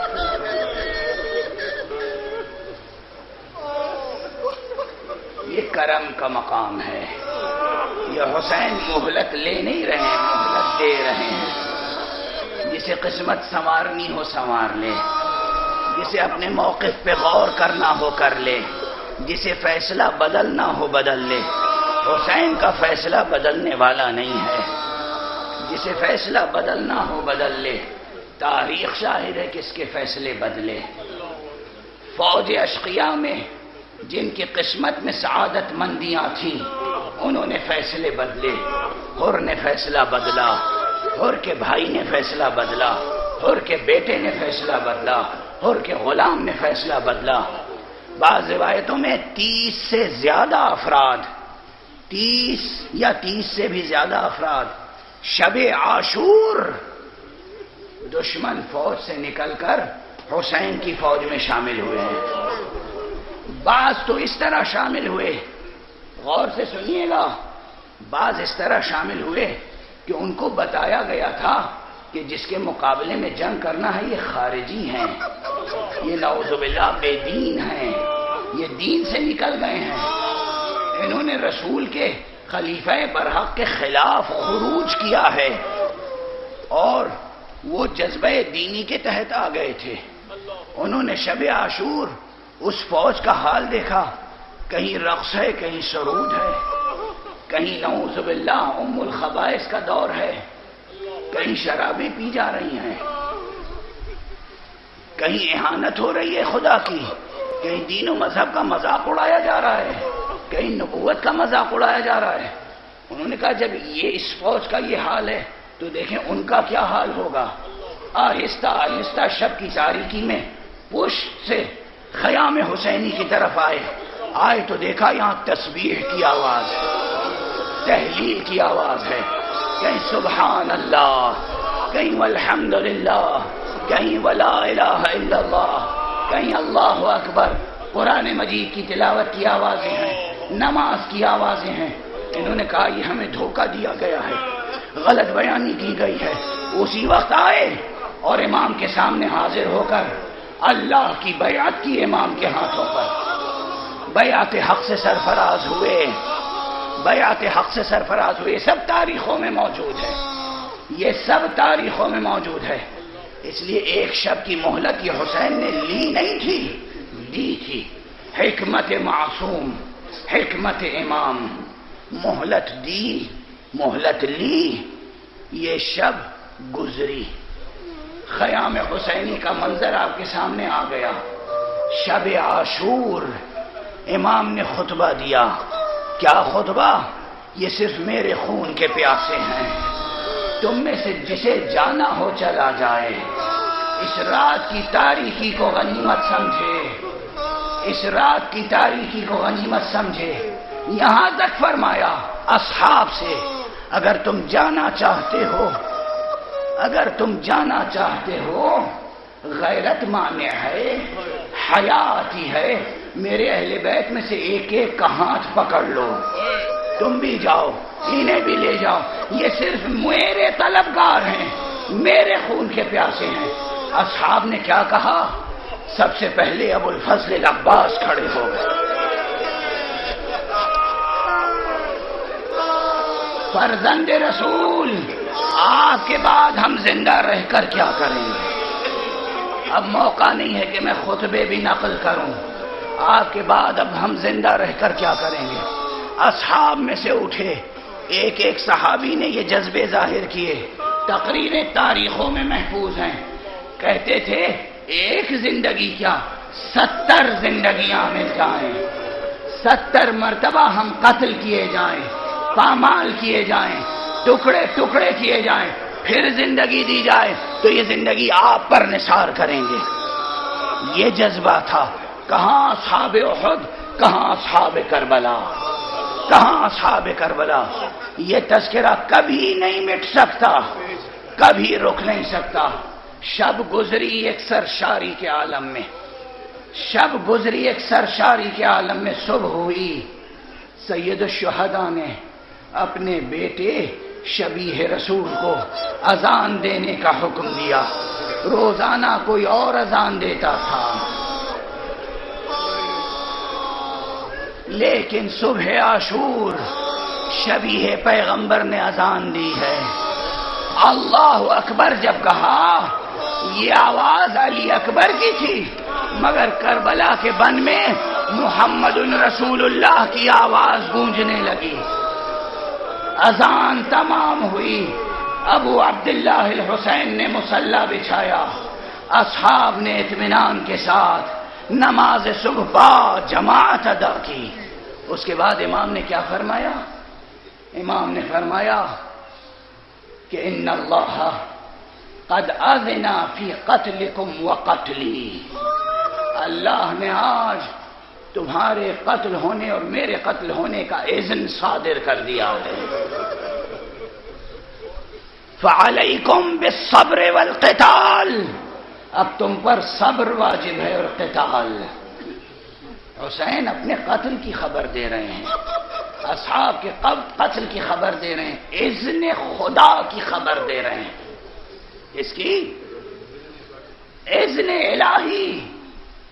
ان اللہ سبحانہ وتعالی قد اذن اليوم فی قتلی وقتلکم، اللہ نے آج میرے اور تمہارے قتل کا اذن صادر کیا ہے۔ یہاں اذن کے معنی بیان کرنے کا وقت نہیں ہے، آیت الکرسی کا بیان تفصیل سے ہوگا تو اذن کا بیان آئے گا۔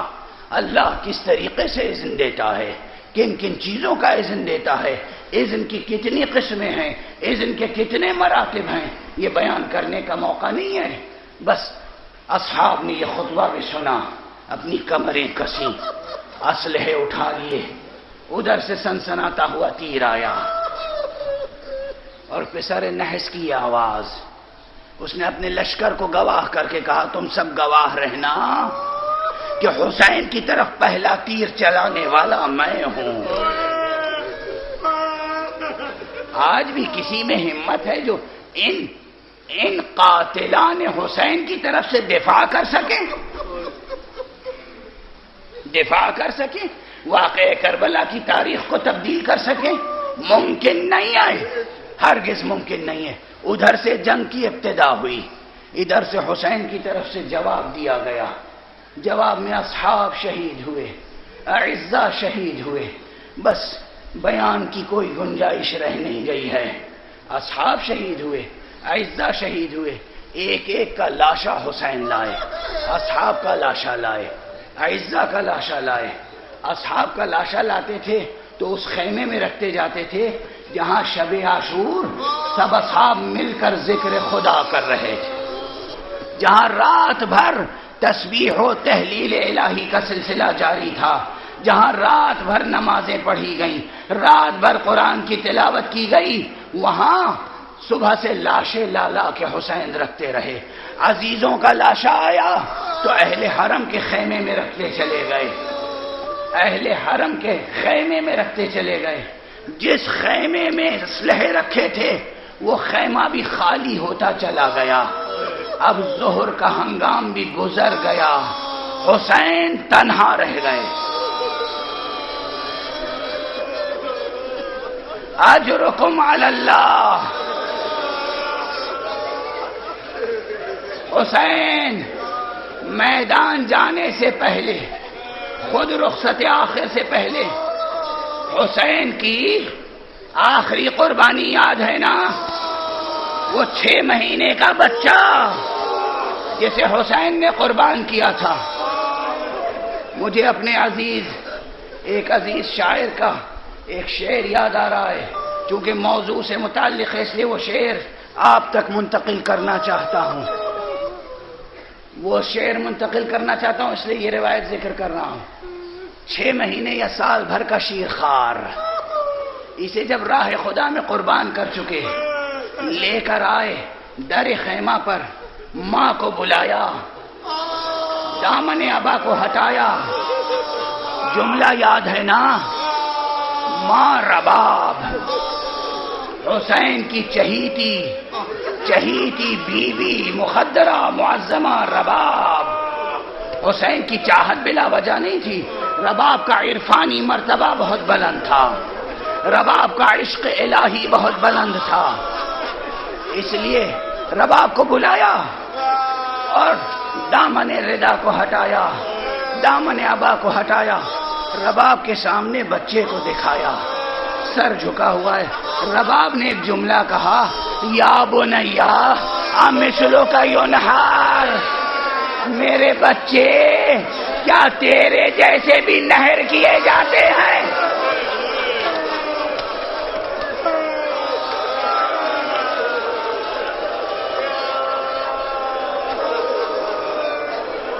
اجرکم علی اللہ.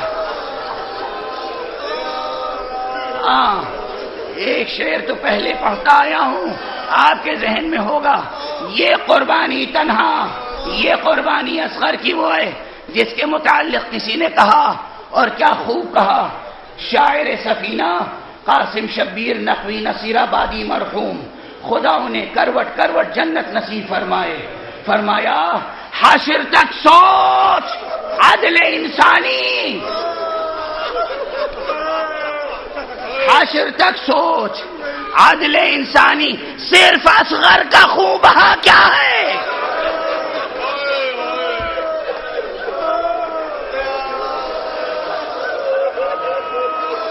صرف میں ضعیف روایتیں نہیں پڑھتا آپ کے سامنے, میں ضعیف روایتیں ہرگز نہیں پڑھتا.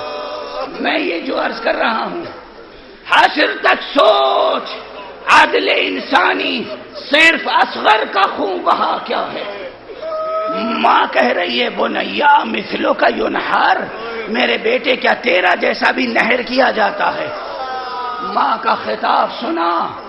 حسین نے اپنے آنسو پی لیے, بچے کے اوپر پھر ردا کا دامن ڈالا. بچے کو لے کے پشت خیمہ پہ آئے. آنے کے بعد ذوالفقار سے ایک ننھی سی قبر کھودی. یہاں پر اہل دل, اہل اللہ یہ روایت بیان کرتے آئے ہیں. اس روایت کو میں قبول کرتا ہوں, اس لیے نقل کرتا ہوں. حسین نے سنا وہ ذوالفقار گریہ کر رہی ہے. حسین نے دیکھا وہ ذوالفقار گریہ کر رہی ہے. حسین نے کہا, بس تھوڑی دیر اور ساتھ دے دے. ذوالفقار نے کہا, آقا میں آپ کے والد گرامی کے ہاتھوں میں تھی. جب وہ جنگوں سے آتے تھے آپ کی مادر گرامی کو دیتے تھے, وہ مجھے پاک کرتی تھی, صاف کرتی تھی, دھوتی تھی اور کہتی تھی, اے ذوالفقار ابھی تو حیدر کے ہاتھ میں ہے. جب میرے بیٹے حسین کے ہاتھ میں ہونا, میرے بیٹے کا ساتھ دینا, ساتھ نہ چھوڑنا. آقا مجھے بی بی زہرا نے وصیتیں کی ہیں, مگر مجھے نہیں معلوم تھا کہ یہ خدمت بھی انجام دینی ہو. مجھے اس ننھے کی قبر بھی کھودنی پڑے گی. حسین نے قبر کھودی, بچے کو سپرد لحد کیا اور اس کے بعد رخسار تعویذ قبر پہ رکھا, گریہ شروع کیا. اب یہ شجاع حسین گریہ کر رہا ہے. یہ صابر حسین گریہ کر رہا ہے. حسین نے گریہ کیا. گریہ کی مصلحت ہے. پیاسا تھا نا بچہ, لہد پہ گریہ کیا. اس کے بعد اٹھے. اٹھنے کے بعد سب نے دیکھا حسین نے قبلے کا رخ کیا. اللہ اکبر. یہ کون سی نماز ہے؟ یہ کون سی نماز ہے؟ یقیناً شاعر نے سید حیدر مہدی زیدی حیدر الناوی میرے عزیز دوست ہیں, ان کے یہ 2 مصرے ہیں. غالباً ایک مصرع ان کا ہے, انہوں نے تضمین کیا ہے علامہ نسیم امروہوی کے مصرے پر. مگر کیا اچھی تضمین ہے, کیا بات کہی ہے توحید اور حسین کے مضمون کے تعلق سے. یہ مصرے یاد رکھیے گا. کہہ گئے جہاں محال تھا سجدہ,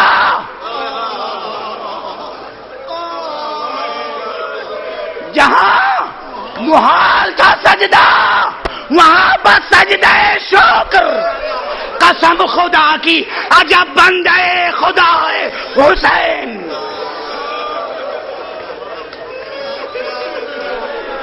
جہاں محال تھا سجدہ, وہاں پر سجدہ شکر. قسم خدا کی عجب بندے خدا ہے حسین. عجب بندے خدا ہے حسین. 2 رکعت نماز پڑھی. پروردگار تو نے میرے ہاتھوں سے کیا کیا قربانیاں قبول فرمائی. شکر ہے تیرا معبود, شکر ہے تیرا. ان قربانیوں پہ حسین شکر کر رہے ہیں, یا شاید حسین دعا کر رہے ہیں. حسین دعا کر رہے ہیں کہ پروردگار یہ قربانیاں قبول فرما لے. یہ حسین نے دعا کی ہے نماز پڑھ کر 2 رکعت اصغر کی شہادت کے بعد. اب بس دوسرا مرحلہ اس سے زیادہ قیامت خیز ہے, اس لیے کہ سجاد تو بیمار ہیں, سجاد پر غشی طاری ہے. اب حسین جب میدان جائیں گے تو کون دعا کرے گا, کون شکر ادا کرے گا؟ یہ مناظر یاد ہے نا. اب حسین آئے اور سب سے پہلے کیا کیا, وہاں 2 رکعت نماز پڑھ کے پلٹے تو سیدھے کہاں گئے؟ بیویوں کے خیمے میں نہیں گئے, سیدھے اس خیمے میں گئے جہاں اسلحے رکھے تھے. دیکھا خیمہ خالی ہے. پردہ اٹھایا, در خیمہ پر پورے خیمے پہ نگاہ ڈالی, دیکھا خیمہ خالی ہے. اس کے بعد پھر آئے اس خیمے کی طرف جہاں اصحاب کے لاشیں تھے. خیمے کا پردہ اٹھایا اور نظر ڈالی. نظر ڈالنے کے بعد آواز دی, میرے شیرو یا ابطال الصفا وفرسان الحیجا. حسین کا گریہ زینب نے سنا, حسین کا گریہ ام کلثوم نے سنا. حسین نے بلند آواز سے گریہ کیا. اس کے بعد پلٹے. اب آئے خیمے میں جہاں بیویاں کھڑی تھی منتظر. زینب, ام کلثوم, رباب, لیلا, فضہ, ابھی ٹھہریے گا, ابھی شبیہیں نہ لائیے گا. جب میں خاموش ہو جاؤں تو شبیہیں لائیے گا. اب میرے سر پہ عمامہ بار ہے. لیلا, رباب, فضہ, سکینہ, خدا حافظ.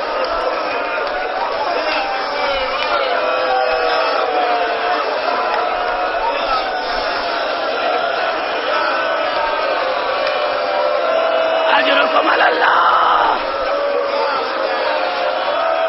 خدا آپ کے گریے کو قبول فرمائے. میں نے ایک لفظ بھی مبالغہ نہیں کیا ہے, کوئی ضعیف روایت نہیں پڑی. کون جا رہا ہے میدان کی طرف؟ حسین کہہ رہے خدا حافظ, خدا حافظ کہہ کے وہ آئے جہاں فرس مبارک تھا, دلدل تھا, ذوالجناح تھا. حسین کا وفادار گھوڑا, حسین کا باشعور گھوڑا, حسین کا وفادار راہوار. قریب آئے اور عادت کے مطابق داہنے دیکھا, بائیں دیکھا. زینب آگے بڑھی, کہا بھیا میں سمجھ گئی, اب تک عباس رکاب تھامتے تھے یا اکبر رکاب تھامتے تھے، عباس دین تھامتے تھے، آپ کو سوار کرنے والے موجود ہوتے تھے. اب کوئی نہیں ہے نا، میں سوار کروں گی.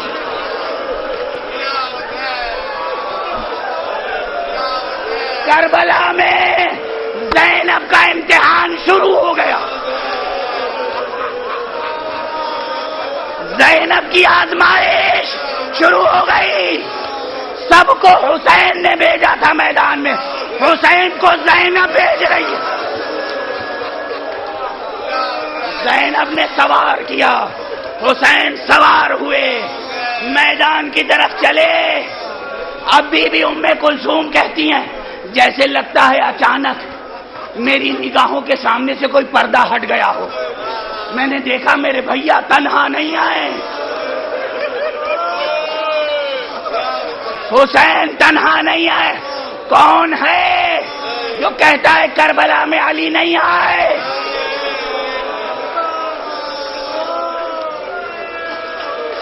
کربلا میں تمام انبیاء موجود، تمام فرشتے موجود، تمام جن موجود، محمد موجود، علی موجود، حمزہ موجود، جعفر طیار موجود. مگر تقاضائے وقت تھا، حسین کو قربان ہونا تھا. مشیت الہی میں تھا کہ حسین کو قتیل حالت میں دیکھے. حسین جا رہے ہیں. ام کلثوم فرماتی ہیں میری آنکھوں کے سامنے سے پردے ہٹ گئے. میں نے دیکھا حسین جا رہے ہیں، پیچھے پیچھے کوئی دوڑتا ہوا جا رہا ہے.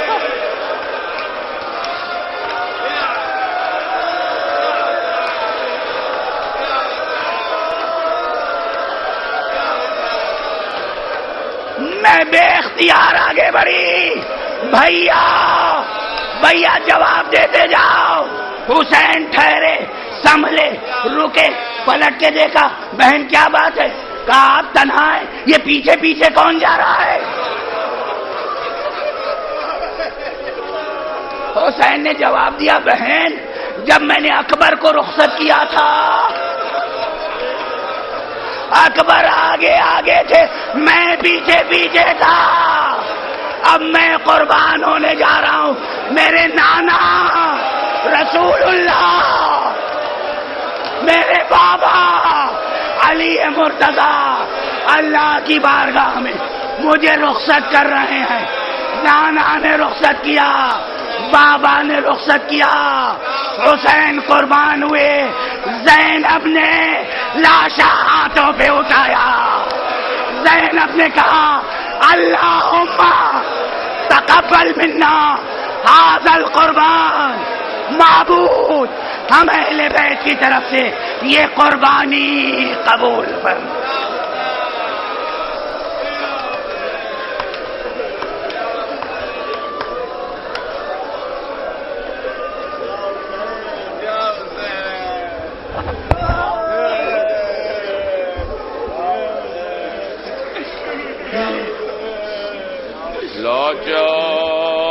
لاچار حسین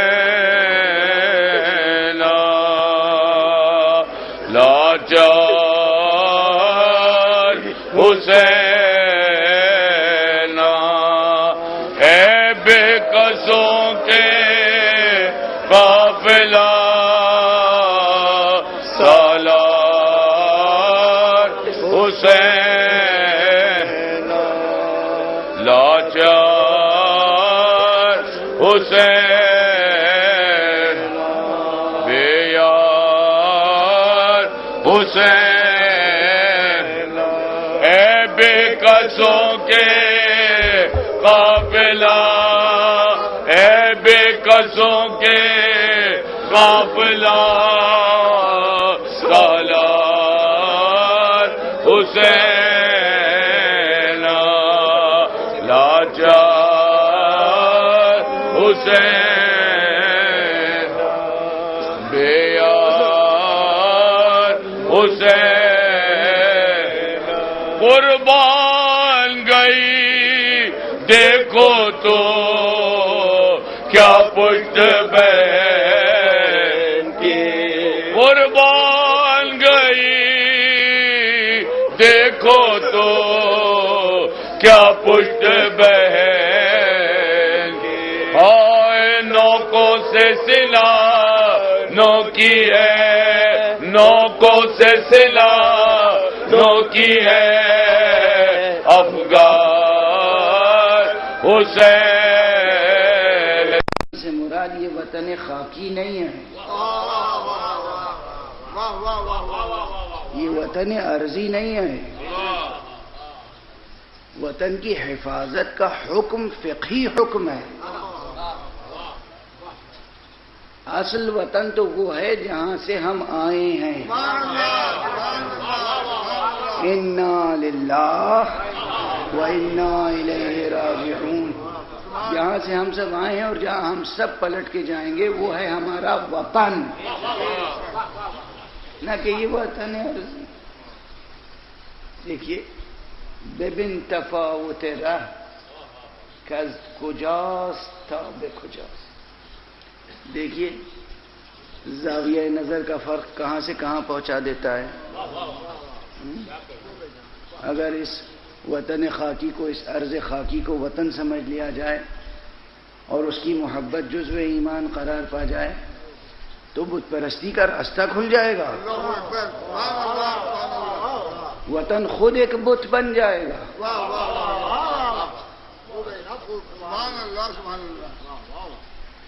وطنیت خود ایک بت پرستی کی تحریک بن جائے گی۔ وطن کی حفاظت کرنا ایک فقہی حکم ہے۔ یہ نہیں عرض کر رہا ہوں کہ وطن سے محبت نہیں ہونی چاہیے، لیکن اصل محبت جو جزو ایمان ہے وہ کہیں اور کی محبت ہے۔ وہی جو میں نے عرض کیا کہ منزل بس ایک ہے، اللہ اللہ لا الہ الا هو الحی القیوم لا تأخذه سنة ولا نوم له ما في السماوات وما في الأرض من ذا الذي يشفع عنده۔ یہ آیت کریمہ مسلسل آپ کے سامنے پڑھ رہا ہوں، آیت الکرسی۔ آج اس سلسلے کی اس عزا خانے میں آخری مجلس، آواز بھی ساتھ نہیں دے رہی ہے۔ آج عجیب کیفیت ہے، کس طریقے سے پیغام آپ تک منتقل کرنا۔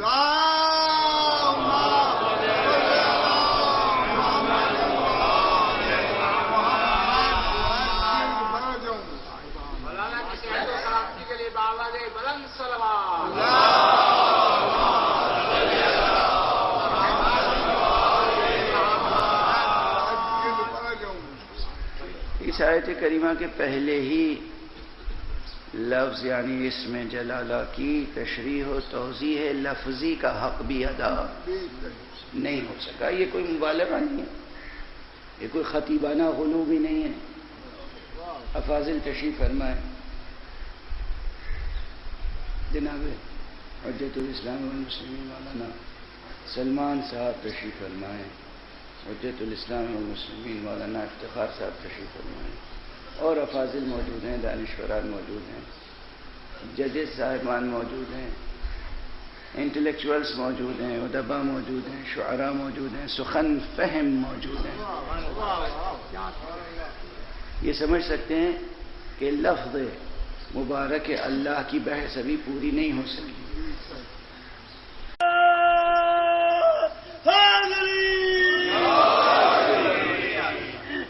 فاتحہ۔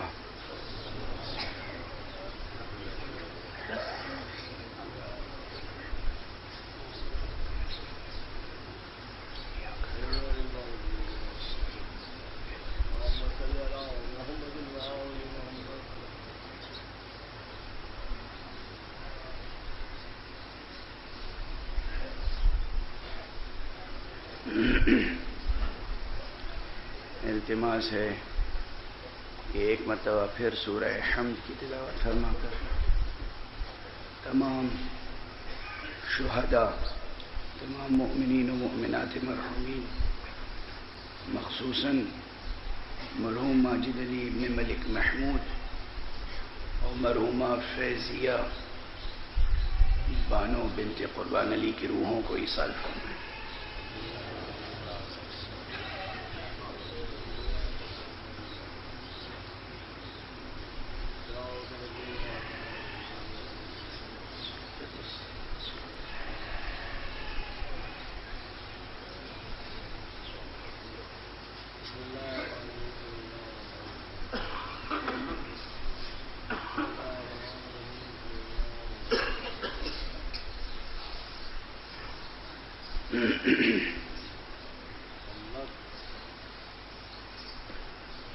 أعوذ بالله من الشيطان الرجيم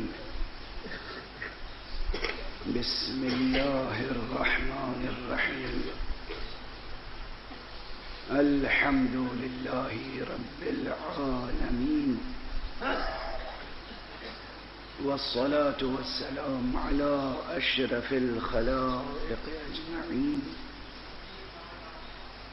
سيدنا وسيد الأولين والآخرين حبيبنا وحبيب إله العالمين إمام المرسلين وخاتم النبيين أبي القاسم المصطفى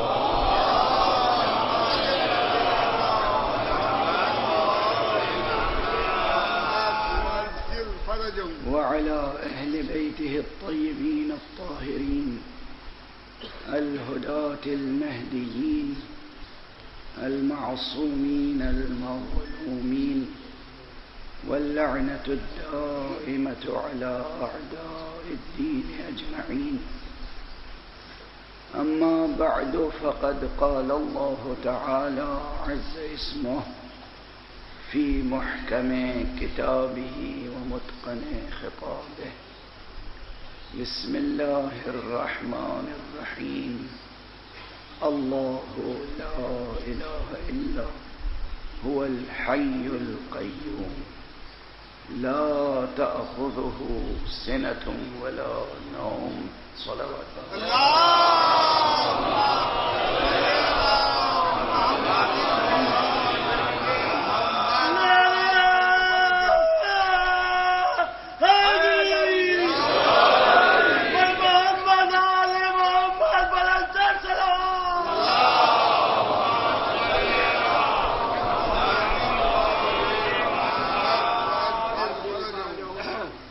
برادران عزیز، آپ اپنا رہنما بنا لیجئے۔ متعلقہ شعبہ، یونیورسٹی، اکیڈمی وہ تعارف کرائے گی کہ تمہیں جس میدان میں آگے بڑھنا ہے اس میدان میں تمہارا رہنما کون ہوگا۔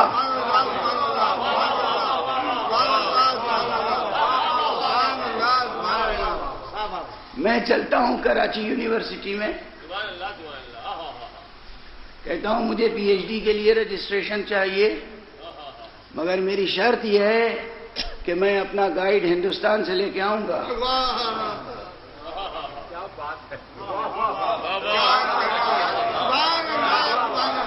پی ایچ ڈی کروں گا آپ کے شعبے میں، پی ایچ ڈی کروں گا فرض کیجئے پاکستان اسٹڈیز کے موضوع پر، گائیڈ ہندوستان سے لاؤں گا۔ کوئی قبول کرے گا؟ یہ کیا منطق ہے؟ کیوں نہیں قبول کرے گا؟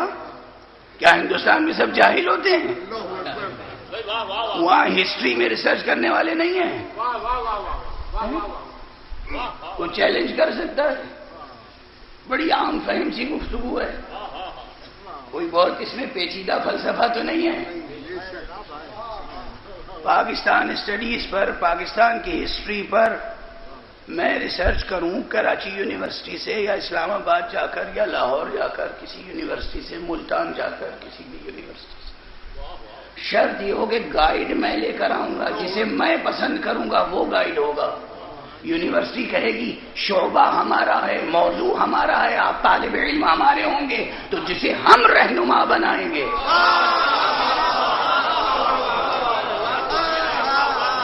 اس کی نگرانی میں پی ایچ ڈی ہوگی، ورنہ پی ایچ ڈی رد کر دی جائے گی، سند بھی نہیں ملے گی، محنت بھی ضائع جائے گی، محنت ضائع جائے گی۔ اسی کو کہتے ہیں حبط اعمال۔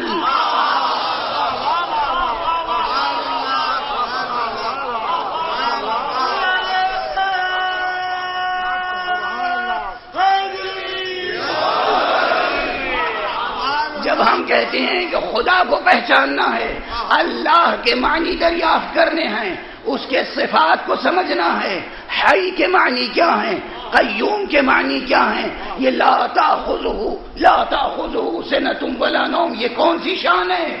لہو ما فی السماوات وما فی الارض، یہ کس طریقے سے متحقق ہوگی ملکیت اللہ کی؟ یہ ملک اللہ ہے یا ملک اللہ ہے؟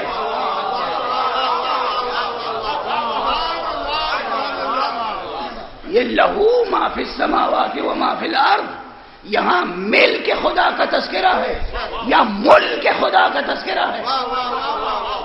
اور ہمارے ہاں یہ کون بتائے گا ہمیں؟ یہاں پر ایک لام، ایک حرف جر لہو، یہ لام ہی میں تو معنی پوشیدہ ہے، ایک حرف لام لہو، لہو ما فی السماوات وما فی الارض، یہ اس لام میں معنی کون سے ہیں؟ ملک خدا کا تذکرہ ہے یا ملک خدا کا تذکرہ ہے؟ اب یہ علم و معرفت کے مراتب ہم کتنے ہی طے کر لیں اور اپنے علم کے مطابق کیسی ہی عبادت کیوں نہ کریں، کیسی ہی ریاضت کیوں نہ کریں، اگر اپنے طور پر کریں گے، لیکن کم سے کم اتنا تو ہوا کہ آپ میں جستجو بیدار ہوئی۔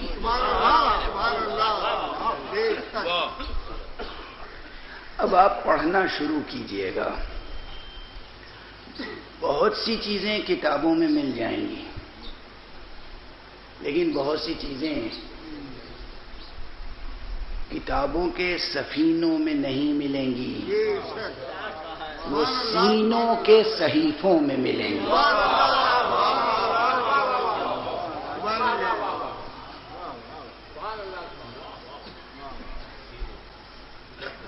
سفینوں میں سب کچھ نہیں ملتا، سینوں سے دنیا بے نیاز نہیں ہو سکتی، یہ حکمت الہی ہے۔ کبھی بھی کسی بھی مرحلے پر، 1400 برس پہلے کی بات نہیں کر رہا ہوں، آج 21ویں صدی میں بھی کوئی نہیں کہہ سکتا کہ کتاب کافی ہے۔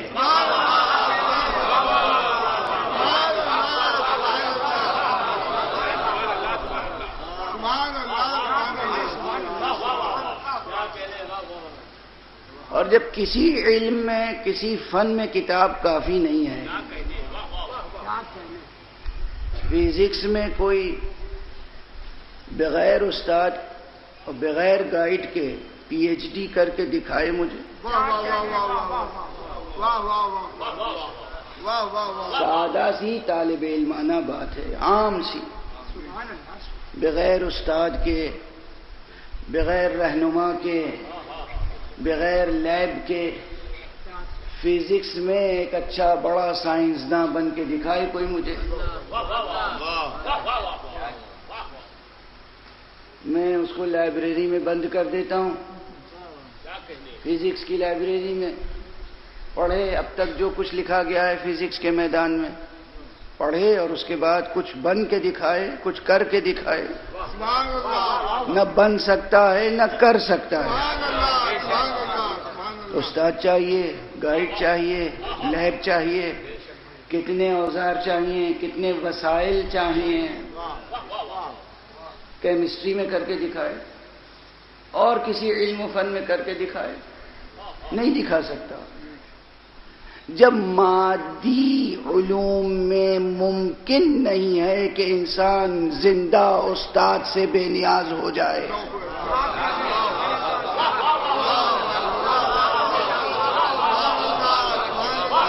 مادی علوم میں یہ عناصر جو خود بے جان ہیں، بے جان سمجھے جاتے ہیں، ان بے جان عناصر کا علم بھی جاندار عطا کرتا ہے، چہ جائے کہ یہ انسان خود روحانیات میں درجہ کمال پر پہنچ جائے، یا حضرت حق سبحانہ و تعالی سے متعلق جو حی ہے، قیوم ہے، اس کے متعلق علم میں، معرفت میں کسی کمال کے درجے پر پہنچ جائے بغیر کسی زندہ رہنما کے؟ ممکن ہے؟ ناممکن ہے، ناممکن ہے۔ اور یہاں بھی یہ یاد رکھیے کہ جب رہنما اور استاد کی تلاش ہوگی تو کسی بھی فن میں کسی کو اختیار نہیں ہوگا کہ جسے چاہیے۔ برادران انسانی و ایمانی، برادران حسینی،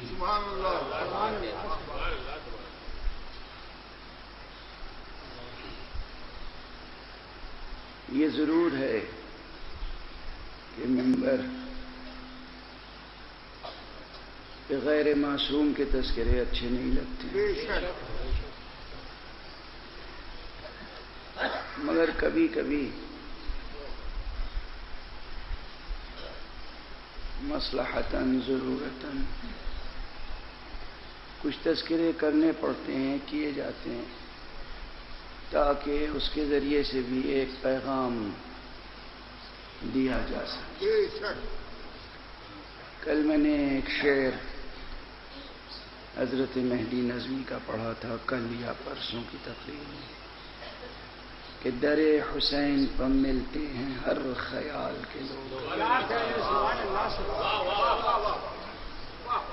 یہ اتحاد کا مرکز ہے آدمی کے لیے۔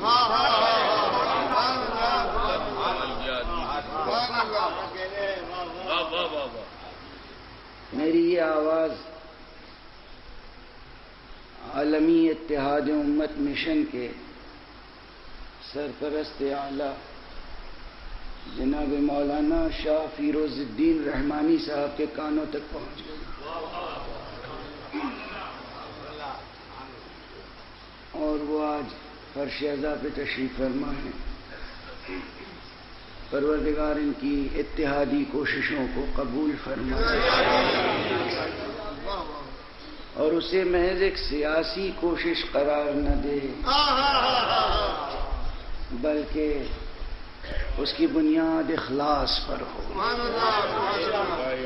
میں نے دیکھا ہے کہ یہ نیشنل پارک کی مرکزی مجلسوں میں بھی شرکت فرماتے ہیں اور مجلسوں میں بھی جاتے ہیں،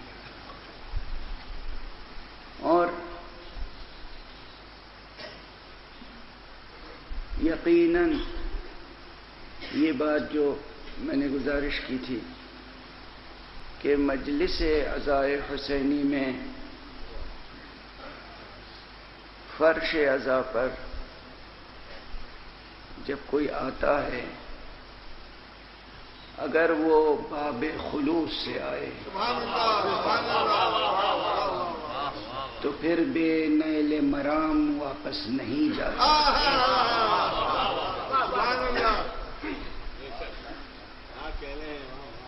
وہ منزل تک ضرور پہنچتا ہے۔ ہم سب کی منزل ہے اللہ، منزل بس ایک اللہ۔ وہ مشہور حدیث جو وطن کی محبت میں ہے، کہتے ہیں حب الوطن من الایمان یا حب الوطن، بعض حضرات تو پڑھتے ہیں نصف الایمان، ایمان کے حصے اور ٹکڑے کرنے میں بہت ماہر ہیں لوگ، لیکن برفرض صدور علامہ بہائی نے فرمایا ہے کہ یہاں وطن